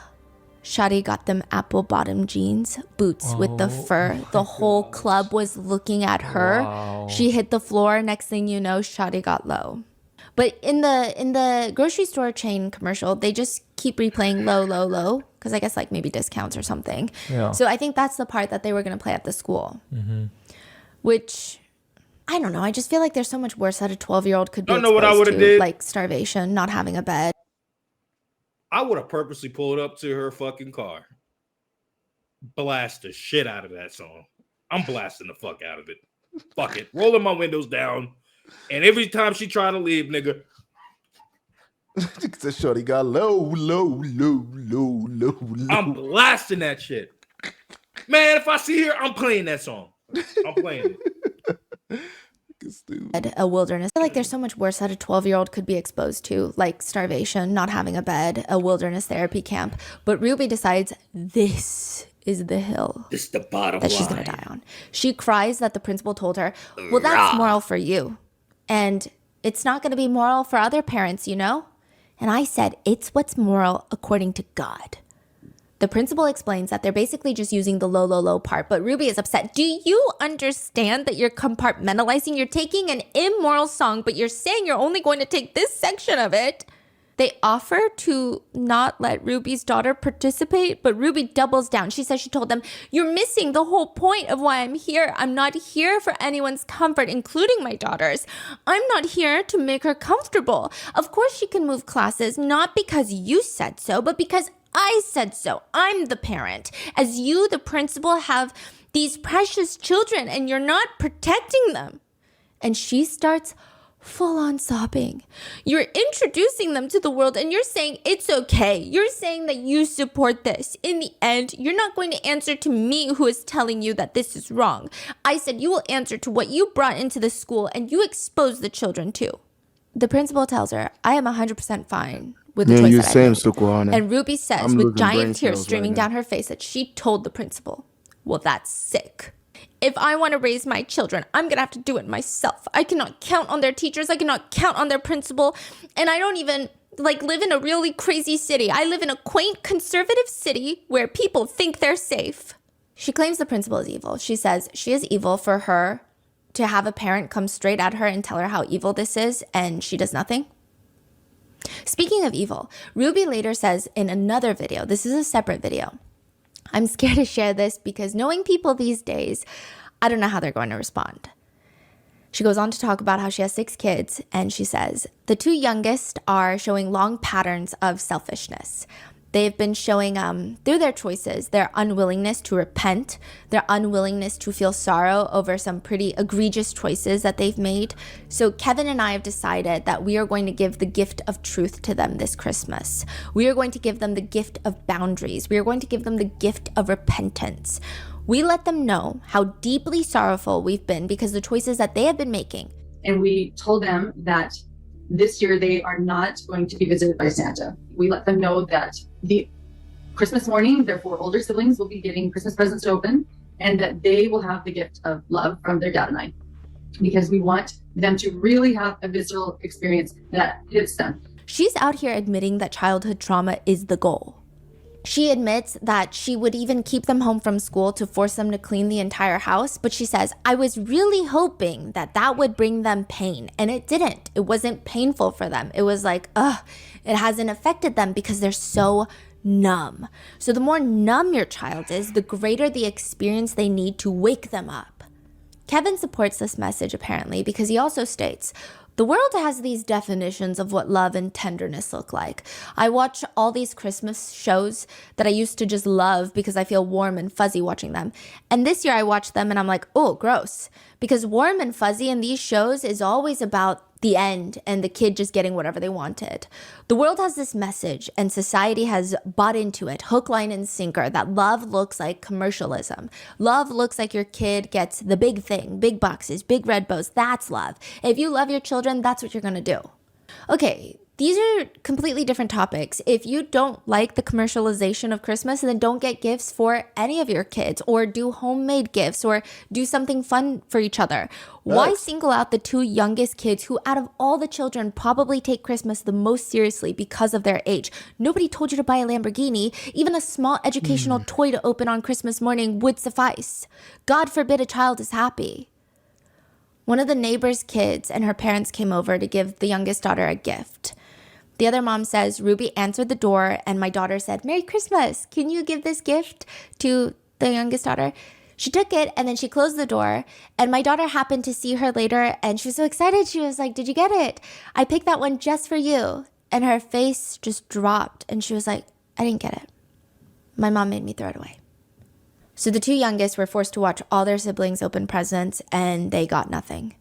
And this is when Ruby ditches her entire 8 Passengers YouTube channel and starts strictly posting about being a, quote, mom of truth. She changes the channel name. When was this? This is in 2021. Oh, wow. 2022. Okay. Yeah. And we're going to get more into that in part 2 and 3. But neighbors who are trying to closely monitor the situation, they start telling CPS, they start reporting Ruby because she's online saying things like, little children are sexual beings. And when a child goes into their room and they do order where there was once chaos, they put their toys away and they pull their bed tight, fluff up their pillow, and they organize all their stuffed animals and dolls, they put order to it. And then they step back and they feel really good about it. That is an act of being sexual. Little children are sexual beings, and how many of your children have done this where they take all of their animals and order them? They put order to it. And then they step back and they feel really good about it. That's an act of being sexual. Exactly. Yo, is that the dumbass therapist too? But is this the dumbass therapist? Yes, that's the dumbass therapist. What the fuck, y'all? Bro, I'm so done with this shit, bro. Like, I don't think I can do this no more. What are they like? That's it. That right there. That's a form of sex. No. Like, no. What? This might be the dumbest shit I've heard in my entire fucking life. This gotta be up there. Top 10. Oh my God, this has gotta be up there. Man, this is the dumbest shit I ever heard. Feel really good about it. That's an act of being sexual. Exactly. What the Look fuck? at this dumbass therapist. What? Yeah, to which someone comments, so that's called organizing? Hope that helps. Wait, run that shit back. I would say comment. That is an act of being That's sexual. gotta be some of the dumbest Little shit children are sexual beings, and how many of your children have done this where they take all of their animals and order them? They put order to it, and then they step back and they feel really good about it. That's an act of being sexual. Exactly. Bro, what? Yeah. How is that an act of being so sexual? That's called organizing. Hope that The helps. fuck? Yeah, like what I the would fuck? say that's more than enough What grounds you to call talking CPS. about? But So if I organize my shit, No, my right? fucking brain hurts. if I organize my shit, right? That means that's sexual. Well, you telling me if I like put my shit in order, organize, and make it look good, that means I'm trying to fuck my shit? Like, bro, what was that's a sexual act, nigga? Like, what are you talking about? What? Oh Man. yeah. I'm done, bro. Oh yeah, that's some shit that you would say when you're half asleep, like when you're dozing Dead off. ass.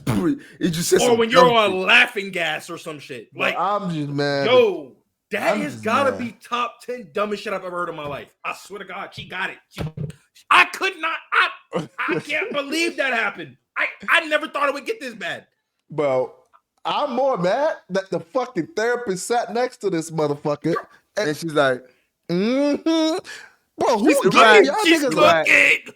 She's cooking. she right. Who gave y'all niggas a brain? Put all your dishes in the right place, in the cups, and the fork. Yeah, that's kind Man, of sexy, let me get man. this That's shit hot. over with, man. Get Hey, this that's video over with. Sexual. Man. one CPS worker asks a neighbor, well, did you see any signs of physical abuse on the kids? The neighbor said, I said, no, I didn't. I didn't see any physical signs of abuse on the Franke kids. The CPS worker just told me that they needed to see some physical evidence for them to be able to step in. And the neighbor says, in that moment, she wishes she had just lied to the government official, to the CPS worker. Yes, I saw signs of physical abuse, because maybe that would have been able to stop what comes next. Oh man, And that is what it comes for part one man, of the Ruby Franke case. I don't know nothing about In it. the so second I'm part, saying- we will be talking about Jody Hildebrand. You said a neighbor said she Physical didn't see signs of nothing. abuse on the Franke. I would say that's more than enough grounds to call CPS. But one CPS worker asks a neighbor, well, did you see any signs of physical abuse on the kids? The neighbor said, I said, no, I didn't. I didn't see any physical signs of abuse on the Franke kids. The CPS worker just told me that they needed to see some physical evidence for them to be able to step in. And the neighbor says, in that moment, she wishes she had just lied to the government official, to the CPS worker. Yes, I saw signs of physical abuse, because maybe that would have been able to stop what comes next. And that is it for part one of the Ruby Franke case. In the second part, we will be talking about Jody Hildebrand. So She stay said part tuned. one. Let Chat. me know your thoughts and make sure to check out Sherry's book. There's part two. Stay safe, and I'll see you in the next one. That's crazy. I gotta watch that shit now. It looked like there's part three. Because That's like, 3 parts. Nigga, what what? happened? Why was the little boy duct tape? Nah, that's I that's gotta know. man, chat, bro. I gotta know. Nah, I gotta know, bro. But don't tell me shit. Don't tell me shit. I gotta watch this whole shit. Bro. No, chat. Like, my brain hurts. I never thought I would hear some dumb shit like that to that extent and I could have went my whole life.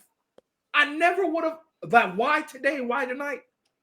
Yo, I just discovered top 10 dumbest niggas on planet Earth. I just discovered him.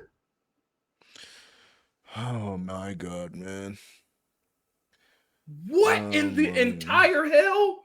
Bro, see, look, man, I don't want to, man, I don't even want to go there, bro. I don't even want to go there. There's 4 parts, but part 4 even ain't released yet.